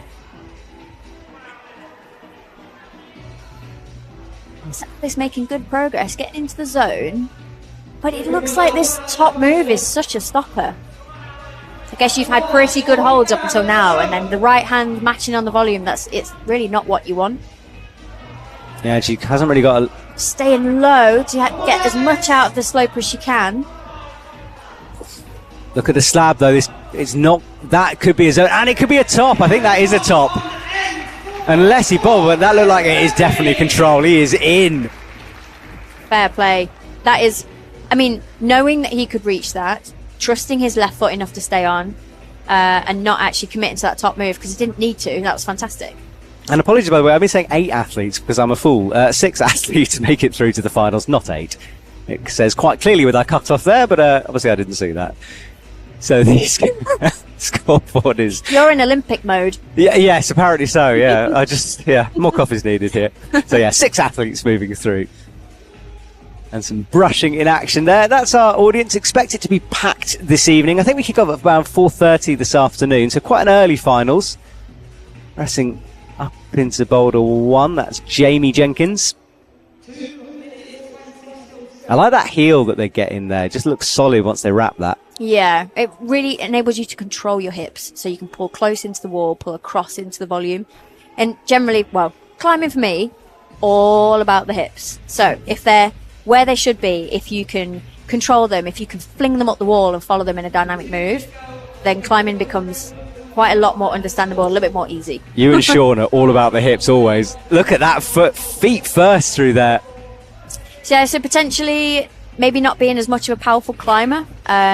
So for that move being really intuitive to her own style is really great to see. Again, being really low on that pinch, it's not going to help. He's into this again, this move. He's got to fly from here. He's low on it at the moment. Starts that bump once. Oh, okay, now, can he move? That's the question. Is this going to be the same as Luke, though? So going static, you can get it. It makes getting that right foot up really hard. Yeah, and the forward as well. Quite uncontrollable when you're stretched out like that. I was holding my breath there for a sec. Just 2 inches. Just jump 2 inches. Yes. All right, left toe in on the starting move. Holds the swing. What power for a second, and then comes down as I said it. And 1 minute on the clock. And this is why I always prefer a slab at the end, because for me, again, using power right at the end was not my forte. And so each of these individual climbers may or may not like this series of blocks, but that will be thought about by the route setters. We are moving from right to left within these climbs, but they'll have judged how hard to make block 2, 3, 4, depending on how tired they may or may not be. Yeah, it's always an interesting thought process from the setters to do that. And it does make a big difference to how the comp plays out as well. All right, can he go higher? I think he's just got to go for the jump here, but he... Pop. Here we go. Yes. Amazing. So he's got the height. He was in the right position, and then he just bagged a little bit. So his center of gravity, his weight just started to move left. It meant his weight came off the right palm. And ultimately your support to stay up has gone. And frustratingly for him, that was his last go. Yeah, he's done. The buzzer goes. 5 minutes comes on again. Jonine leading the way. Ruth Hardy in the danger zone at the moment in 6th. Rory Cummings for the men in the danger zone. Luke Murphy just above that. Oliver Knox still leading the way. And Philip Murphy, though, very, very close. It just came down to attempts there as he's put into 2nd place. Yeah, so not many solid coloured boxes on our screen. No, not yet. Might be a hard semi-final round. Still, the stronger climbers from yesterday still to come out. Aidan's topped both blocks. Again, he is a strong climber. He's good at quite a few different styles. We'll see the progress that he makes up this boulder. But from what I've seen of him climbing in the past, this will be possible for him. Bread and butter, eh? Well, Jen is crossed up as well. She unwinds really nicely. 1 move away from a top here. Got to hold the swing there. Oh, brilliant footwork. Doesn't need to swing. Jen on fire there. That bumps her up into 2nd place. Oh, Edie Carr, just on this top move. It looks so savage with the bad handholds. You can see all the climbers when they've got there have been looking for maybe that little snippet of what am I meant to do here? Yeah. They're looking around with their feet, not sure what's going on. Yeah, and that sloper the setters have put on is brutal. The thumb catch is there, but the rest of it, it's like a Beastmaker style. Have you ever been on a Beastmaker sort of 2000? It's similar to that angle. It's really hard to hold. All right, into the zone here on M1. What's he going to do? Gets himself set. Edie goes again. Sets for the jump, checks it out, trying it statically, can't hold it. Lily Kinnersley on the thumb teeter. Every time we say this, there's a new. It's a thumb. I thought it was a finger there for a sec. Oh, the thumb pops, explodes off that hold. She can't quite keep it. Loving the t-shirts, by the way, as well. Plywood Masters 24 here. This comp has been running for quite a few years, getting bigger and bigger every year, things improving.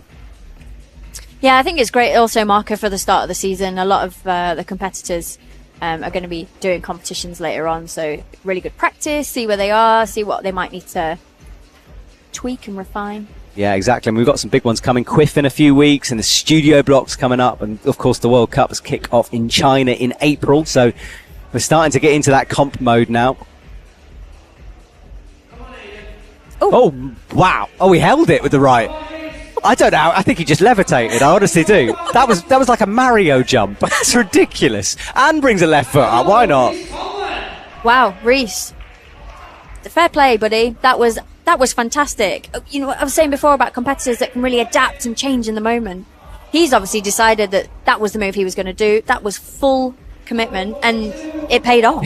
It's like a double jump in a computer game. It was awesome. Oh, it was brilliant to see. He's in. Crimping time. And he's going to feel good about that. Hopefully, that sets him up for the rest of the boulders as well. He's come out. He smashed the first block. Edie falls. Lily falls. Sorry, Lily falls. Well, both of them fell then. Yeah, everyone's falling. Bit of a struggle going on at the moment. Yeah, it's close on the leaderboard as well, things here. Bumps that right hand into the crimp. Just 3 fingers, drops into the press. No one yet, haven't seen the root setter's way. But I guess it's not really something you think about turning around and cutting loose. True. It's not your typical set that you might get at your local wall. Yeah, indeed. Into the thumb, whatever we're calling it now. She's almost got a finger involved there as well in the top. Oh, slow motion fall. Held it for a while. Women's four there. Edie is wrapping that left hand. Oh, that's beautifully really done. Really good body tension, yeah. Just turning the right hand into a bit of a palm to just hold her hips up enough to be able to come off cross really slow. What can she do this time? She's tried everything on this hold. So ideally, don't throw your head back. Keep your head chin into the wall. Don't throw your head back. The head back thing. Oh, Aiden getting really close on that. Yeah. The head back thing. You're trying hard. It's naturally something that you do, but your head is really heavy. And so as soon as you start throwing that back, that's only helping gravity to pull you off the wall. Yeah. I'd never thought about the head in that situation. If you can try and learn it to try hard, keep your head forward. It's really odd tip. Yeah, no, it's a brilliant tip there. There we go. People watching at home, Leah Crane giving you a masterclass here in the commentary box. All right, Eugenie Lee is out. She was cruising through the boulders yesterday, looking very calm and collected, and has come through in a high position into this semi-final. She was in Korea last year for the Boulder World Cup there, so she's certainly got so much pedigree to pull on.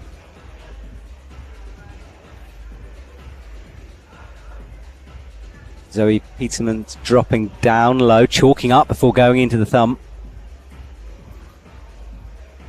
Either she wants to be on a rope or just starting to see a few nerves come in with a bit of sweat. But if she's on a slab, I would also be taking my chalk bag with me. Yeah, you never know. No, exactly. And I mean, it can't hurt. Sometimes it does kind of flap and get in the way, and you see athletes drop it, but often it's a good idea. Eugenie looking smooth as can be as she stands up on the slab. Zoe as well, still on. I mean, she might as well be on a rope. It's been a long time there. Eugenie's in. I think, yeah, she did top it. Yeah, she's just down climbing. That was a smooth flash from Eugenie. Zoe really taking her time. Yeah, she's... Hopefully it pays off, though, and she's not using a really long time on her first attempt. But if you can sort of make it count and top it, it doesn't matter. Wiggles that left foot on, trying to almost drill it into that hold. Really good weight over her left foot. Really strong right thumb in order to keep herself there. This is impressive stuff, as you said, and this is the problem, isn't it? She spent 2 minutes almost there on that. Yeah, that's really powerful on your left toe. If you're wearing a soft shoe, it might feel really good to be able to feel the holds, but a stiffer shoe is going to give you a little bit of tension in order to stand up. Again, there'll be some climbers out there that haven't put as much time into, let's say, their leg strength and their pistol squats as they do on a fingerboard or weighted pull-up. So, yeah, the pistol squat is an exercise I've never done and never wanted to do. It is now necessary in comps, though. You've got to be able to just stand up on one leg. Yeah. And that is some powerful legs there. Gets herself stood up, brings that right foot underneath. It's so awkward, though, she hits the thumb. So this next move, I'm not sure if the root setters actually want you to stand on top of the dual techs and maybe go for a bit of a faster move. This is what, again, we can kind of see this from our commentary booth here, but this is what I'm looking at the moment, because I don't think you can reach with the left foot on. I think it's going to be a quick stab, dead point into the top hold. The crimp is good. You've just got to be able to hold crimp on a really fast move and probably a bit of a swing. Yeah, it's a lot there. Rory Cummings got M4 done just off your screen there, so he gets bumped up the leaderboard as well into that zone/top hold. Zoe again is working her way through, shakes out that left foot. I mean, you said it, there's got to be a bit of cramp going on there. She shook it out. Yeah, I mean, the shoes that she's wearing, as far as I know, it's almost like a mid-stiffness shoe. So it's not super stiff, it's not really soft. It would be a shoe makeup that I would probably entertain in a competition, just because you don't know what you're going to get. Yeah, the Squamers, I think, that brings that right foot over, left foot up, and this is where she started to struggle before. Gets a bit more height before going left this time. Keep close in, think about the move, not the hold. Got to match it. Got to control. She does. That was well done by Zoe. Really good. I'm so glad she got it done as well. Like, you know, when an athlete's on the wall for that long, I start to sort of like fight for them a bit more because they're just putting a lot into it. Look at this as well. Oh, disco leg on the right. And full flat left foot pressing in. All the rubber. Oh, a heel hook. No, surely not. You get his thinking, but that's why they blocked it. One of the reasons. Yeah, that heel, the heel being so low on that volume is only going to help him slip off in a way. Just raising it slightly, more tension through the toe. Easy for me to sit here in the commentary box and say that. I'm well aware. It's the wonderful privilege of our job. We get to judge but not climb. Izzy as well, getting lots of support there. He's going again. Not much of a rest from him as he pulls back on. He's back up there quick. But he's got to. So I didn't see the time. 10 seconds. On the clock. Tension through the toe. He's going to power it out. No. Left foot was off immediately. The buzzer counts down. Yufei Pan walks onto men's number 1. Yeah, Yufei Pan trying to, obviously using this comp as a bit of prep for the season, maybe undercover, you know, not as high profile as others. I was going to say, do we know why he's UK side? I have no idea. He just, apparently he contacted the organiser, said he was coming, didn't really want people to talk about it, so I immediately shoved the camera in his face yesterday, but ignoring his wishes. But yeah, no, he's in and looking good yesterday. And that's a top for Aiden. Wow, that was quick. That was so good. That was 4. Quick top. Yufei goes sideways. Quick top. Bumps out into the top. Gets those feet across. Work.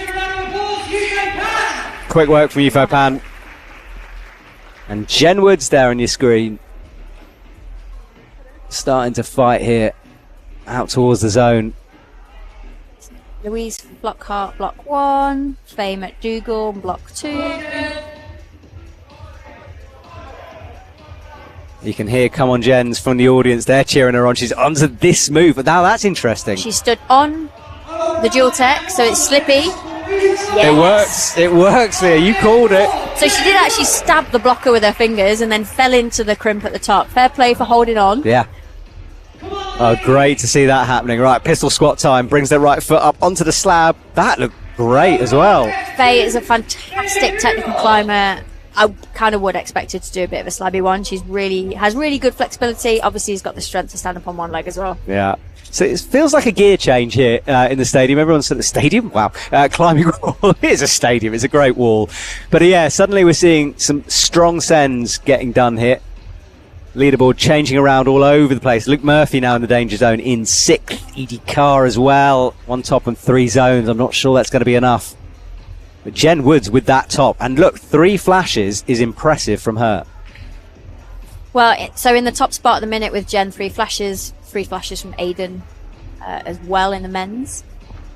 That was a phenomenal flash of block 4. Yeah. That was great. Yeah, wild from him. All right, powerful moves here up to the zone. Looking quite chill. Yeah. Chalking up. Hanging out. Can he stand on his left foot?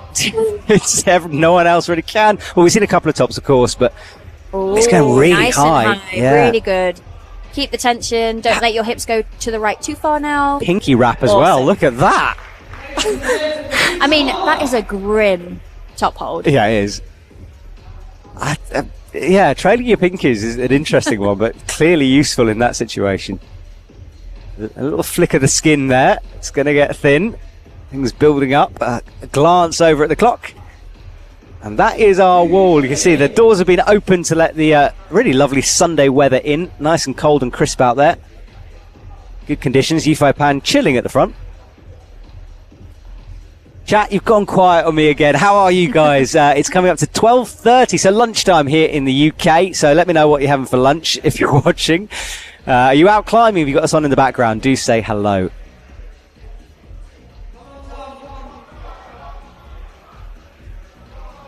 Tom, good, powerful moves here.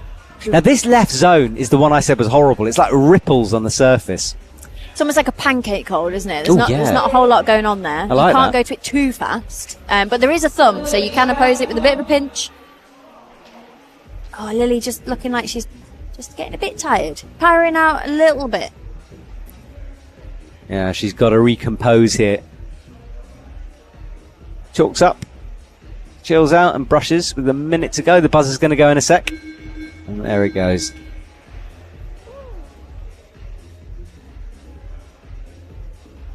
Yeah, so Lily will go in a second. She's still resting.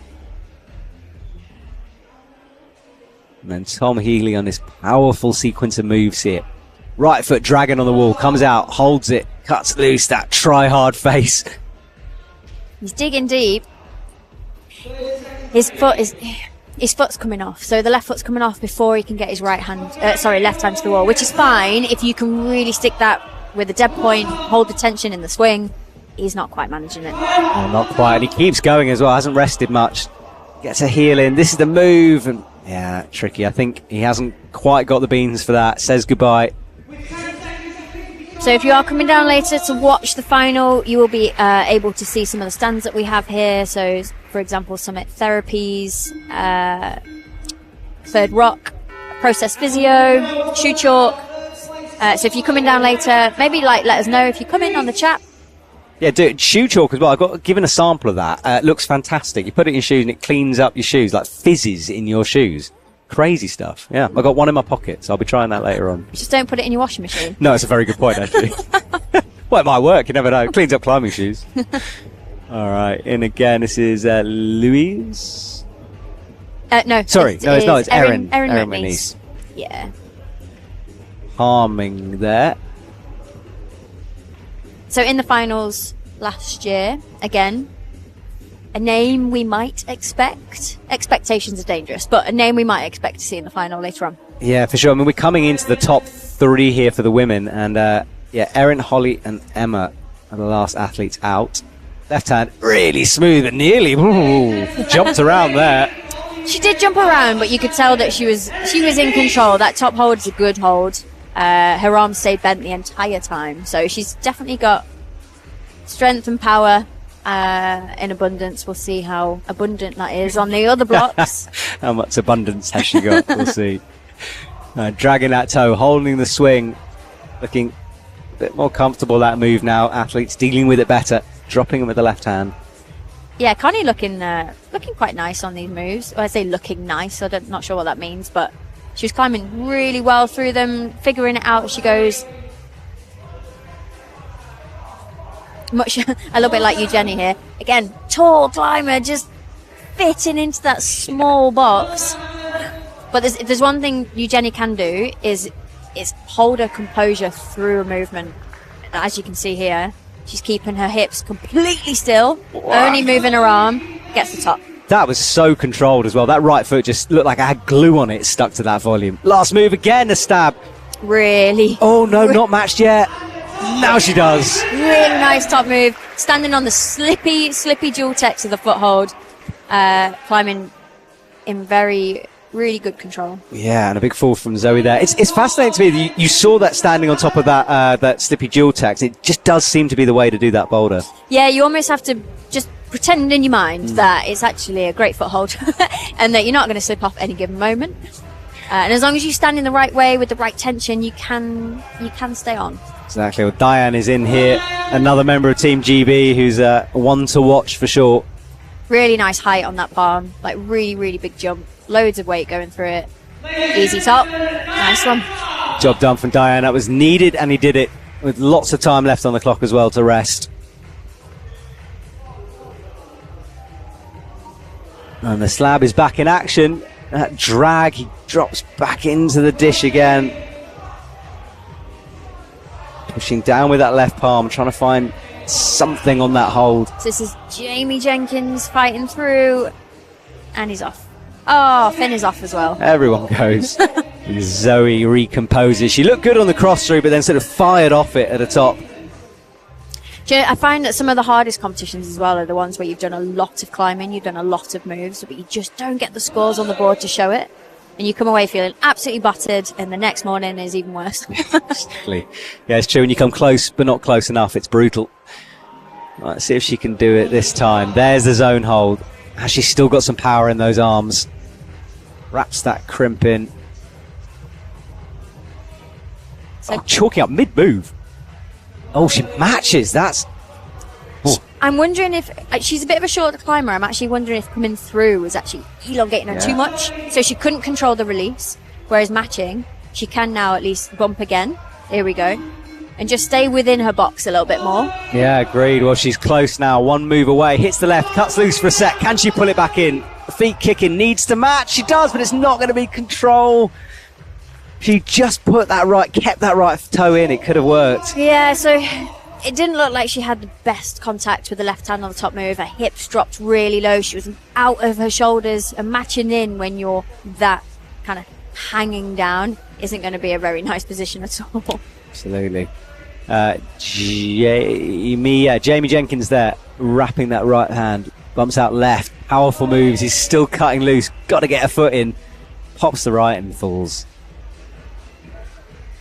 Yeah, I was going to say he's probably calling it a day with that one.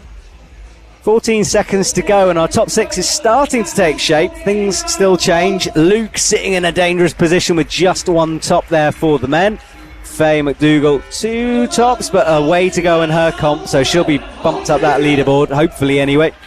Lots of flashes coming through for the women now. Yeah, great flash for Faye, actually. I mean, obviously with Connie and Eugenie as well, but of block 2. And that is Holly Toothall out on stage. Another one to watch. So many to watch here in this competition, but another member of Team GB and someone who's just come on in recent years and is looking so good. Yufei Pan back in action on Shoulder City. Oh. Wow. No, we're in Bridge City now. He has thought better of it, though, after kicking that foot up. Drops it back down. Holly makes her way left.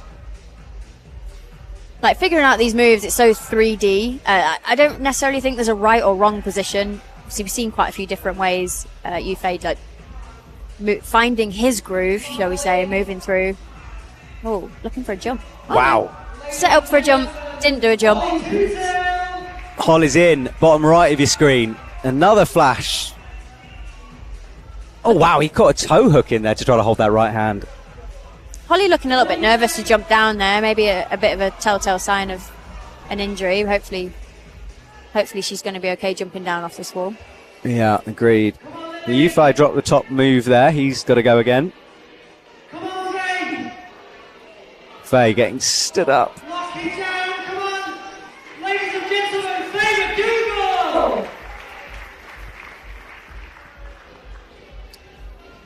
A toe underneath there. So I was going to say, I think that's Louise. Sorry, yeah, Louise. That toe was really... Yeah, so you can see clever. she's starting to actually put it down over to the right, which means that her hips can still stay a little bit closer to the wall. When she brings it down, if she was to toe up underneath her hips would have to come out in order to make space for that. So really good use of pivoting around her hips and being quite bodily aware on the wall and what's needed. That was impressive stuff. Yufei Pan pulls on again. 3 minutes left on the clock here. And then one Sam Butterworth. Swinging around, hits that zone hold. Keep an eye on him on the bottom left as he springs up, hits the right again and kicks in. I think he did hold that. Yeah, he did. And look, one move away. Cool to see. Maybe not the way the route setters envisaged it, but really cool to see, actually. A couple of climbers doing it that way now. Yeah, I love the fact we watch people try it at the beginning and then sort of succeed by the end of it. It's so interesting. When you think a move is like, you can't do it, and then you watch someone, as I said that, look at that heel in underneath. Arching his foot in order to make that work, snatches in with the right hand. This is a good fight. If you can make this work, it'd be really good to move through. Having to then repeat that process, I hope he's done his training with repeating hard blocks and having a high energy output, because it's going to zap you so quick. Absolutely right. Yufei Pan as well has got to find something here. He came very close in his first attempt. That swing, and look at those fingers nearly coming off, clawing away. So Lily down and right, not wanting to stand on the slippy bit, but again, it drops her really low. It can work in her favour. She is now standing on the slippy bit. Really close. Close. She was robbed. She was. Hit the right hand, came off. Yufei Pan is one move away now. That left foot maybe not high enough though. Now he adjusts it. Really trying hard. Stands up, hips into the wall. Great match from him. Really good body work. Completely frozen in that shape. Just move the arm. Job was a good one. Absolutely. He goes. Well, Neil Gresham just Instagramming away down there. All right, let's see this again. That heel was wild. I want to watch it. And we got a slab in action as well, creeping those feet up.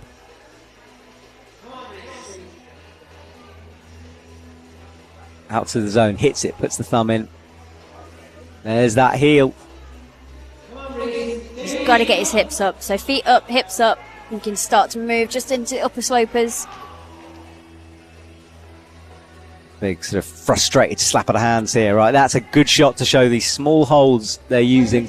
There's the zone hold, dual techs on top. You can see a bit of rubber now where the athletes have been standing on top. Lily fitting into these shapes really nicely. Just having really good control within each move. She's not leaving anything to chance. And she's been here before, and she'll know what it feels like. Just not, I don't know, maybe not enough conviction on that last move. You've got to really want it to stay on, especially with something that's going to make you cut loose a little bit, and it not being a jug. Yeah, I agree. She's just a bit tentative as she came up with that drag. Maybe the clock started to play in her mind a bit with those buzzers going on. It can sort of start to mess with your head, perhaps. All right, Dylan is on. Now, this man, we don't want to overhype him here, but he did flash every single boulder in qualifying, which is outrageous considering how hard some of those were. So, qualifying in first position, he'll be our last male athlete out. You've built him up for me. I'm expecting big things. Okay, well, I'm backing Dylan here. He looked good yesterday, but we'll have to see. I mean, did it burn him out? I mean, he didn't spend a lot of time on the boulders. And that's the thing, isn't it? If you're flashing everything, you've not used as much skin, you've not used as much energy. You're going to be way better recovered than anyone that's actually really struggling at the end of their qualifier yesterday. So it'll be interesting to see if he's a climber that relies on the setting style. Yeah. As to how he does on the blocks, or if he really is good at a lot of different things. Yeah, that's a good point. It'll be interesting to see. He certainly fell off that first move.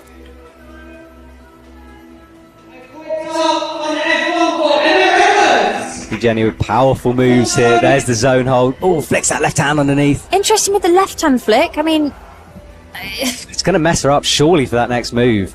Yeah, she got her right foot out after. I don't know, mate. I'm just thinking here that the right hand with the right foot is going to be the way to go.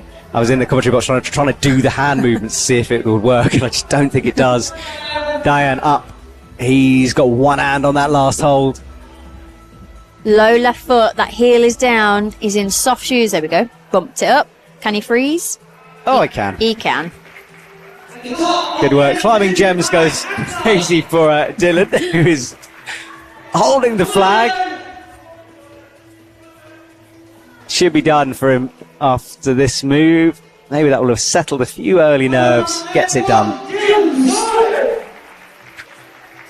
So obviously topping the block is super important. Bonuses are super important. Then it'll go down to attempts. Yeah, that leaderboard will be changing. We'll keep an eye on it soon. Zoe Petermans is resting there. Yeah, watching her, how she deals with maybe being at the last hold and the last block. Can she hold it together mentally on this one? Not letting the previous block get to her and actually just climb through. Right, let's see psychologically where she's at then. Gets stood up, looking good so far. Right hand hits the sloper and the pinch. Yeah, moving through really, really quick on this from start to now. Wanted a drop knee in there, and we'll try it again. Awkward position. Climbers really don't like to stand on dual techs. It's really annoying when route setters do that, but hey. Oh, just went for the jump. If she can pull that off, it would be such a strong way to do that boulder. It would be really cool. Her body was very to the left. She still had her left foot round the side of the volume. There's going to be a little bit of sideways travel if she does hit that. Is she strong enough to hold it? We'll wait. Yeah. It would certainly be wild, wouldn't it, if she gets it? Erin McNeese, easily standing up. Really low toe hook, but facing both knees to the left, which still leaves her hips into the wall. that was a nice top move. Yeah, it's fascinating how many people have done toe hooks in different places on that volume. And to me, that's an example of good setting. When, you know, an athlete can do lots of different ways to do a boulder. I quite like that. Yeah, different heights, different strengths. You'll see things being done different ways. And if the climber, again, can actually spot the different ways and make it work for their style, I think that's the important thing. Even if there's a specific move that the setters are trying to make them do, is it still making it work for you in your own way? Yeah. All right, Zoe pulling on again, gets the toe hook in. Run jump start on the slab on number 4. I thought you were about to say slab of doom. Slab of doom. Oh, we could call it that. We haven't named it yet. Right, slab of doom for Tom. And Zoe back again, brings the feet in. Right, will she go for the big jump? You'd imagine she'd want a foot here. She was close last time, though. True. So in her mind, a little bit more digging deep on this last move. She's getting set for it, isn't she? Here She we hits go. it. Yeah. Thing is, you're coming around that volume as well when you jump like that. Yeah, we're looking at it from actually top down. So on top of the volume, it's easy for us to see. But from these, where the climbers are, they're going to be underneath the volume. That's not going to be a straight line of sight to where she's got to go. Yeah. And because her hands and her feet are generally so bad on the holds, it's not like she can lean out to see. And it's interesting you're talking about being blind hold, because in the finals we get to play with a new toy in the commentary box. We have a pretty awesome bit of tech coming up for you. Imagine a computer game, but in a bouldering simulation. You'll see what we mean later on, but we'll be able to show you how blind some of these holds are for the athletes. So make sure you check in this afternoon to watch the finals, so we get to play with new toys. On the slab of M4 now, getting those feet sorted. Hits that left foot. You see him just wiggling his fingers around into that pocket so he can start to press down. He is up. Can he make the match work? The matches I've seen have been from low. Yeah, he should be awarded the zone. I think, well, Yeah. I would say he used that. Yeah. Holly, I'm two saying, background. Yeah. Judges, listen to us. Definitely a zone. Holly is in, wraps around, looking for a position to get that left foot up. Yifei Pan cutting loose, looking powerful as he tries to go towards the zone hold.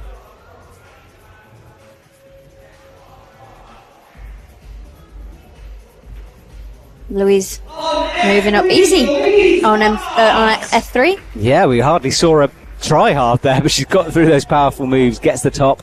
Holly, face against the wall. She goes for the sort of middle. Dono now creeps that toe hook to the right. Good work from her. Sam Butterworth coming up for the match. These two climbers qualified in second yesterday, so good to see them both top in block 2s. Tops all over the place here. Missed the top with Faye there on the video, but I'm kind of not surprised that she's topping that one. All change then. Lots of quick sends going on. This is what we wanted to see. Yifei Pan is chilling.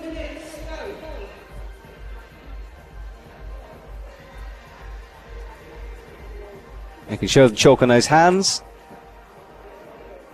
Yeah, he struggled to get into the zone hold just now, so hopefully we'll make a bit of an adjustment here. He's in 6th at the moment. Swings out left. No movement in that right crimp. Just a little rejig of the right thumb, but that was... that's some strong crimping. Yeah, it is indeed. Fingers of steel, that man. Oh, but the legs let him down, swinging out, couldn't hold it. It's a really weird position, that, actually, because the hands are so narrow. You've really got to pull your elbows in together so they don't flare. As soon as they flare, you'll be actually pulling your hands away from each other, which isn't going to help you stay on the wall. But it's just not a very comfortable position to be in, trying to pull your elbows together all the time, especially on that angle of wall that he's on as well. Yeah, awkward for Yifei Pan, and he is having a long look at this boulder as he tries to figure out this sequence. It's a good semi-final so far. It's been interesting all the way through. Nice setting once again into this slab. Wonder how many times this move's been tried in this comp. It's crazy, isn't it? I mean, it is kind of 2 moves, but what are 2 moves? Oh, So he's got the thumb press down there, which is what he changed to when he fell off last time. So he's already there, but looking like he's not loving it anyway. no, he's not. Can't get steady on it. I mean, releasing that thumb looks like a mile away in that position. Yet peels back. I almost wanted him to look up then, just to see at the bottom of that hold isn't far away. And that, again, that's how we've seen another climber do it. Is it possible? Will he see it? It's hard sometimes not to just want to shout at them, but obviously that would be cheating. Well, they directly below us as well, so we theoretically could do, but we obviously won't. Don't worry, don't worry. Yeah, we're up behind that La Sportiva sign. La Sportiva, one of our main sponsors here, along with UKC, of course, one of the best climbing websites around. Go and check that out. Lion Outdoors, serious climbing distribution as well. Thank you to those guys for helping us out here. Yifei Pang cuts loose again, immediately cracks in that heel. Not looking like he's losing power at the moment. Each go is really strong effort. He needs to stay up high. Foot is so nearly on. He was 2 inches off it. Oh. It's close. Right, here's the top again. Goes up with the right hand. Oh. He knows he's close. He's got enough time for a go. He did that run back to the chalk bag that implies that he's got something in mind, and you can see a little spring in their step when they do that. Just brush the foothold. Hopefully he doesn't stand on you, Jenny. Yeah. Yifei needs to get that right foot on the jib. He keeps missing it. Love the lock into the heel, though. Out left. This all looks good. It's the right foot he's been struggling with. No, I think he has powered out finally. The beans have emptied. No beans left. No more beans. He's done. Diane replaces Yifei on Boulder 3. See, Diane, he's such I really like watching him climb. He's such a strong climber, and he pulls out some moves. I'm just like, wow. Yeah, he's been strong on the youth team for a while, starting to make that transition into the seniors side of things as well. And of course, as we get into as we start to close down the semi-final, boulders obviously we won't see again. The first couple have gone. Oh, Erin making that move with a high right foot. The match was easy. I've seen her again training in Sheffield. She makes a lot of hard climbs look easy. But yeah, the control there, she looks like she's in a happy place. You can see as she came under, that arm coming under really starts to tip off the overhand. That makes sense. The left hand. You could, again, her body language would suggest that she knew that was going to happen straight away, and she was off. Yeah, it's almost like she kind of let it go there rather than fight through it, which is maybe smart. Dylan coming around. Here we go. So this is how the route setters wanted it to be. And it actually looked a little bit easier. Go figure. Yeah. And it just shows how good he is at reading boulders. I mean, he's talented at that. Right, but can he work out the top sequence? Brings that left foot up. He's hit the top with one hand. He's got to bring the other in. Left foot bump, tension, match. Easy. Nice. Yeah, good work from him. That's quick. This is Emma Edwards. Steady. Ooh, hips just started to float away from the wall. Those pesky hips. Yeah, always the case, eh? And swinging down as well. Back on that slab. Rocks up, creeps past the Plywood Masters sign, gets a thumb in, wraps a hand. This block is infuriating. You can see the moves you've got to do.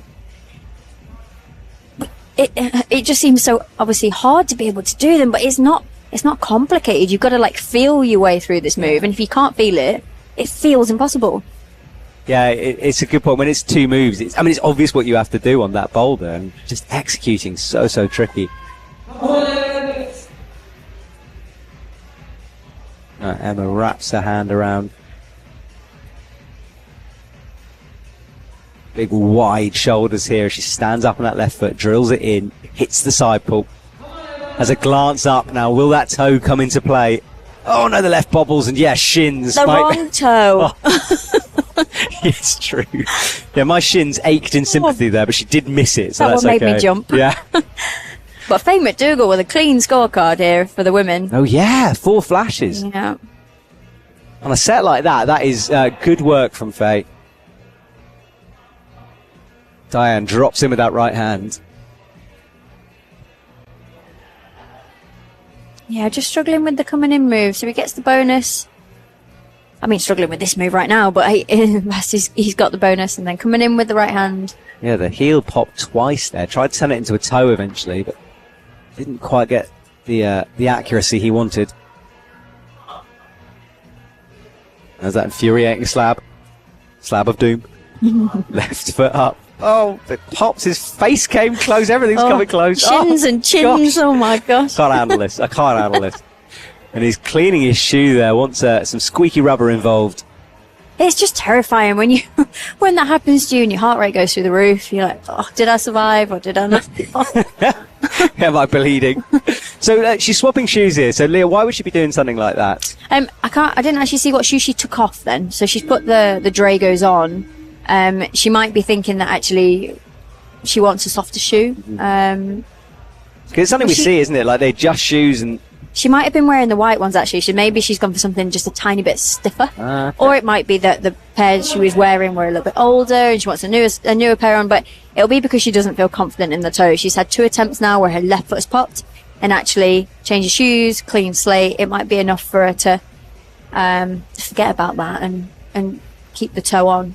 Yeah, well, will it work? This is the move she's been falling on. Drills that left in, stands up, face in. She's got to trust it. Can't look at the foot, of course. Oh no. Look like she's trying to not match feet necessarily, but bring her right foot through. That's not going to help, again, with the hips. It's going to push her further out.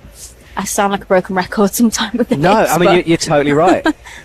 Honestly, you and Shauna, having commentated with both of you now, it's like, and the fact that you're on the same team working together, and it's something that I've really taken away into my own climbing, is the hips. It's so vital. Yeah, I mean, there's probably something in that we spend so much time together, and we have quite a similar sort of understanding or philosophy around the climbing and the movement part, and why we talk about having fun so much.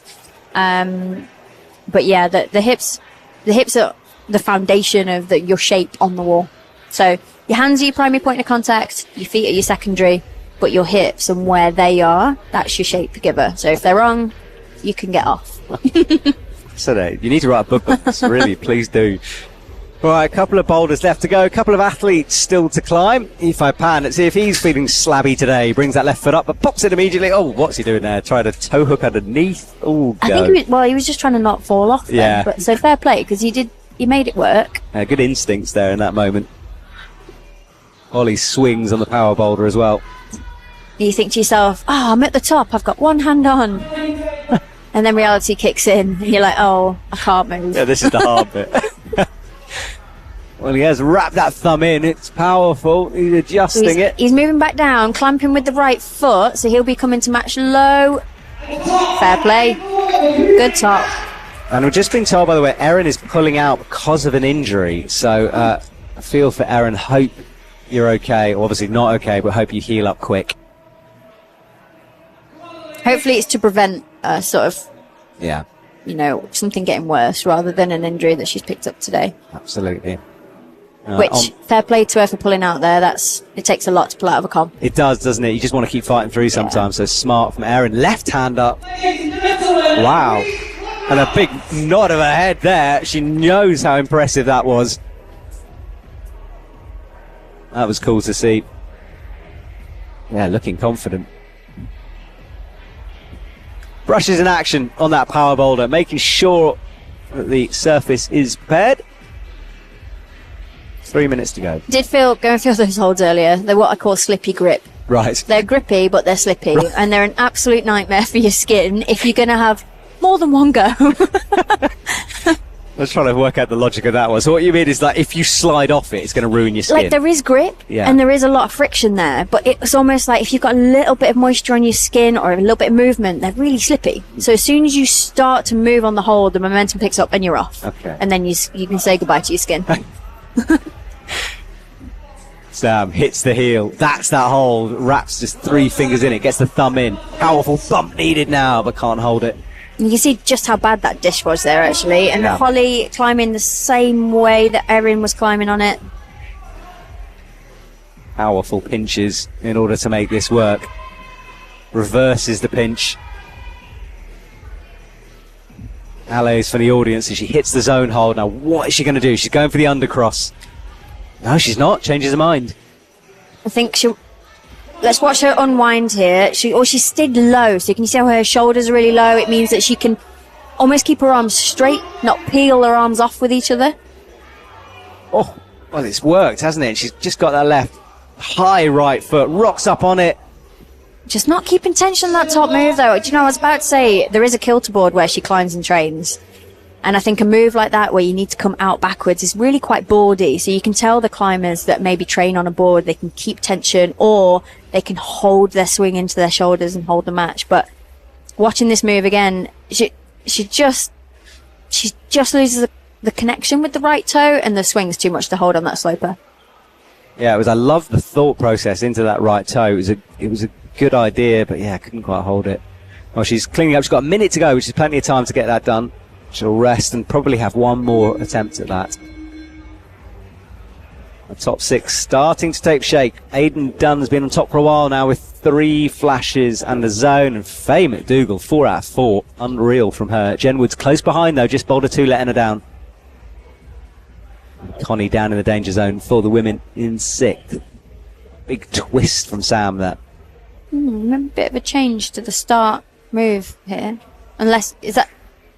Oh, that's throwing my mind a little bit. Is that the way he's been doing it? That's quite different from everyone else. It looked different, didn't it? Yeah. It was the way he just twisted those hips down. Well, normally he'd be right hand again out Yeah. onto the black volume.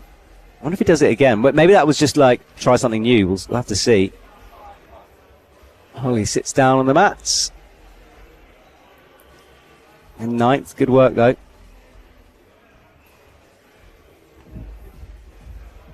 There's a long look to the left as the clock ticks down. I think she's obviously done. Dylan waits, poised with the brush.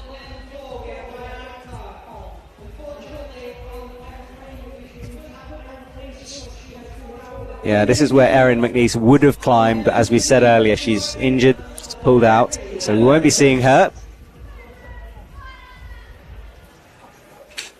So last climber on women's 3. Oh yes, that's true. Saying goodbye to boulders already. Do you know, that's also the cool thing I think about competition climbing is you will never see that boulder again. Yeah, exactly, and it goes and that's it, isn't it? And that can be a blessing and a curse because you can... by the way, Shauna Coxey and Leah Crane are not climbing out there, but Leah is here in the commentary box with me. It would be great. Maybe she should just pop down. Yeah, no, I'm all right. Okay. I've done my time. That's fair enough. All right, Diane gets stood up, pressure through that toe, bumps the hand. Got to be careful not to knock your own foot off here, but that was good as he stands up.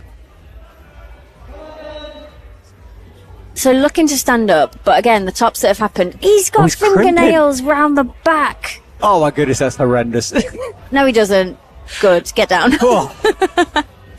We've seen that happen so many times, it's gross what they can hold on to.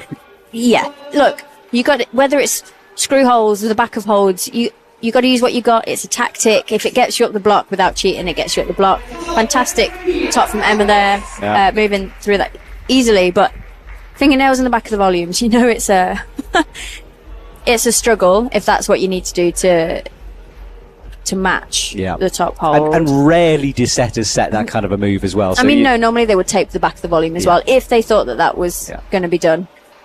So he tried to break a bit of beta though. It was an interesting idea, but nasty way of doing it. So he might rethink that a little bit. Let's see as he stands up. Sam down there taking some great photos. Very talented photographer. So do keep an eye on his Instagram. Creeping those feet up. Full pressure in with the left toe. That's all he's holding on to. What a brilliant shot. And it's terrible. Look, I mean, that shows it. There's so much rubber on that now as well. I mean, that was a great shot. You could see Diane just getting a little bit of disco leg there, which is not going to help on such a small foothold. But you can tell the power that's got to go through his big toe.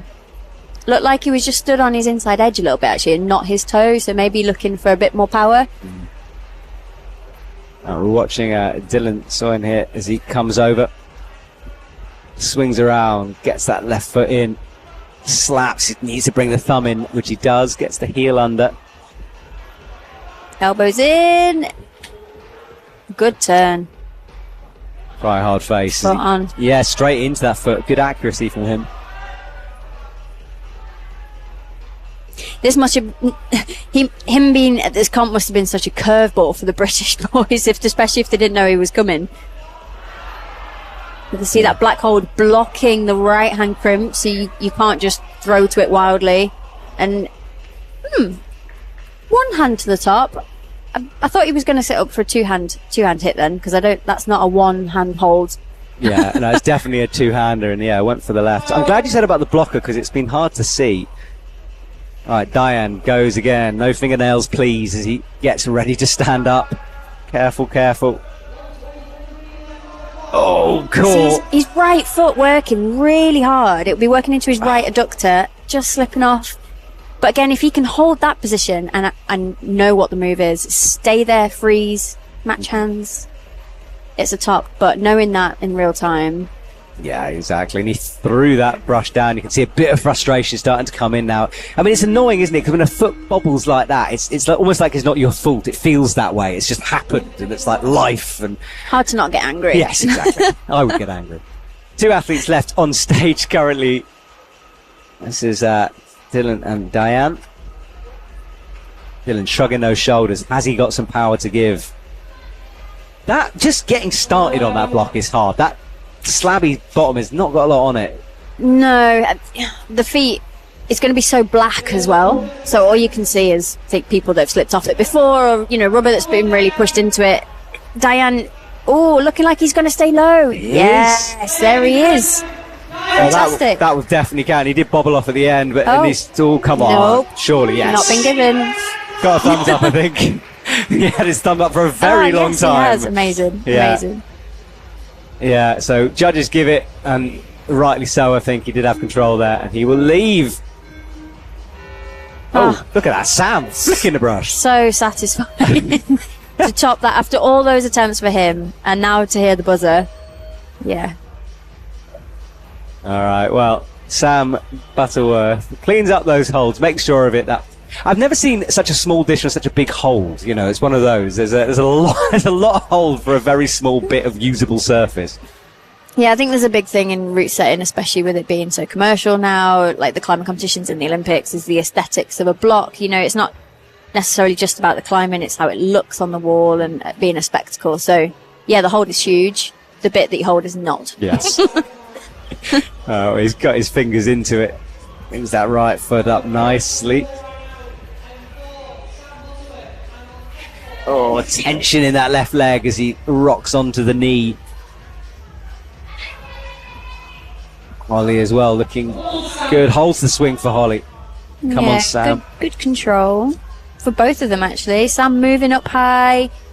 Is he going to figure it out? Come back down. Oh, yes. Well, luckily. It's almost like you try with the nails and the block makes you get down. Yeah, exactly. It's like, no, rejected. Denied. Yeah. All right, Holly's up to final couple of moves. She's not standing on the dual text yet. Does hit the match. Oh, she's matched that pinch. Interesting. Just sharing a thumb there. Perfectly hitting the top hole. Textbook. Holly on form. She comes down. That was quick work as well. And there is some of our audience, a lot of regulars here in the gym, and I know they were enjoying climbing with some legends yesterday. Down jackets and woolly hats needed for being a spectator. It's chilly. It's chilly in this wall. It's good for the athletes, but, you know. We'll warm up later, though. We're expecting a lot of people here for finals. So if you are watching, I know some people are watching the live stream from home, get down to Boulder, UK. Come and watch some incredible finals here tonight.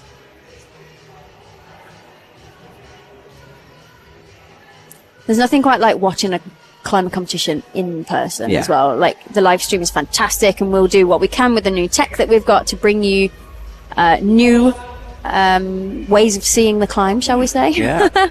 keep you hooked there. But yeah, the atmosphere within the wall and the cheers and the shouting, I think it's fantastic to be here in person. Exactly, I totally agree with you. All right, Sam, up again. Please don't use your nails, but figure out another way. Left foot on. He is lower this time. So it's whether, when he's got that left hand on the hold, if he's going to keep that right toe clamped in on the low volume, on the low blue hold. Oh, not happy in that position. Yeah, still plenty of time though. Couldn't seem to move out of it very well. Yeah, true. 2 minutes left on the clock. And this is where your last block, your last couple of minutes, you are so close to the top hold, you can almost feel time slipping away, the opportunities are slipping away, because as much as you can get back on, the clock doesn't stop. So you need to have a little bit of a rest, a bit of a clean.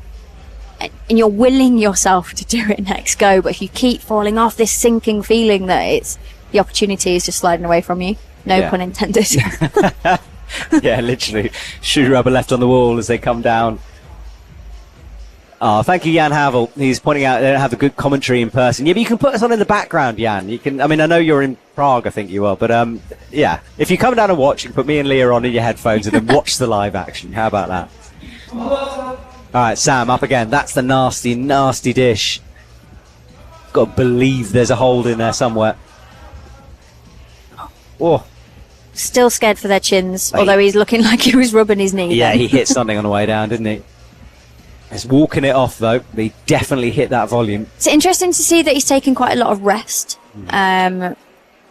Whether he's resting his legs, it is a slab. Yes, it's some powerful moves, but there's quite a lot of resting time in between. Yeah. Some of the other climbers that we've seen have been getting back on, because as close as he is to finish, figuring out that last position is still going to take a little bit of time. Agreed. Well, he has got a bit of time left, 44 seconds, and I think he's holding this for one last go, maybe. All right, gets set up for the run, gets the angle sorted.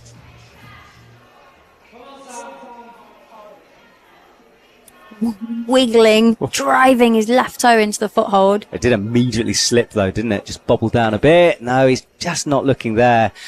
20 seconds, he'll run again. Forget resting now. He needs to get this done. This can work for some climbers. The pressure of the time makes them just flow up the wall. It can also make them just jitter off because they're so nervous about running out of time. I think he's going to jump. Yeah. He has to. 3 seconds and he's done. So one more rotation. Dylan and Emma. Breathing deep out there. Bringing in the last round. Yeah, his left quads. I think, potentially he's having that rest there just to give his leg power, a bit of recuperation. All right, last few then, as we near the end of our semi-final. Do remember the final, 4:30 this afternoon, not Central European time, UK time, Greenwich Mean Time. That's the one. We are in England. We are in England, yeah. So that'll be this afternoon. Join myself and Leah for the finals. 6 of these athletes are going to get through. Right now we're watching Dylan as he brushes that hold up.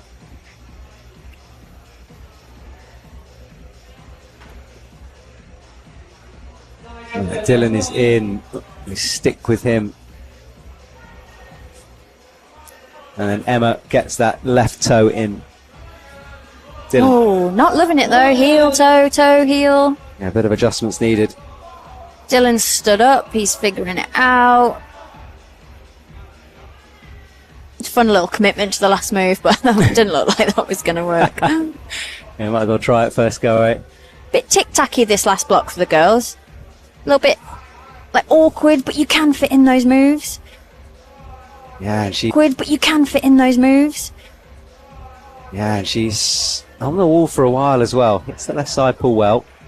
And we've seen multiple ways of doing this final top. As he reaches up and in. Emma, one move away here. Matches with the slopers. She's going to go for this sloper and bump move, I think. Goes up with the right. 3 fingers dragging down there.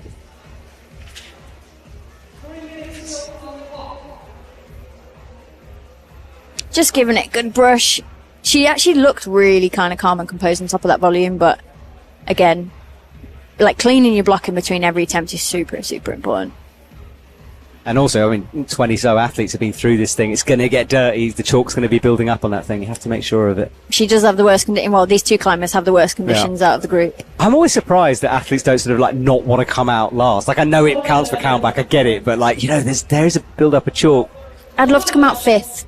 I think. Is that the preferred place? I think so, yeah. Okay. A little bit of chalk on, but not loads. But yeah, countback I've been got by countback before, so it's not nice. Yeah, and things are getting closer and closer. As everyone's coming up to the same level, countback is proving really important. So, you need to get it done. Dylan, though, is not having a fun time on the top of that slab. Emma comes into the crimps once more.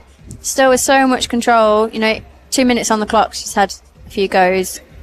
Or a go. Still climbing really smoothly, holding it together really well. But this is the important part. Yeah, I wonder if she does the same. Well, she's standing on top this time. It's a low toe. Matches with the thumbs. Now changes it to a sloper. That's really good. Nice. Right foot stayed on. Keeps the connection through the body. So even though she hit it as a 3-finger drag, there actually wasn't too much movement going through the rest of her body. Interesting to see how she changed her beater on it as well. Like, totally different from that first time. She's probably pretty glad it's over now. She can get rested. All right, Dylan goes. 1:28 left of our semi-final here at Boulder, UK. And we've got someone watching from New York saying he can't pop over for the finals. That's not true. I mean, you've got a couple of hours. I'm sure you can make it. Swim. But yeah, we will be on. We'll be on multiple platforms actually later on. Epic TV is showing this. The channel you're currently watching it, obviously, will be showing it as well. That's TNL Sports. So lots of places to watch tonight's finals. And Boulder UK as well. So 3 YouTube channels. Have them all up. Why not?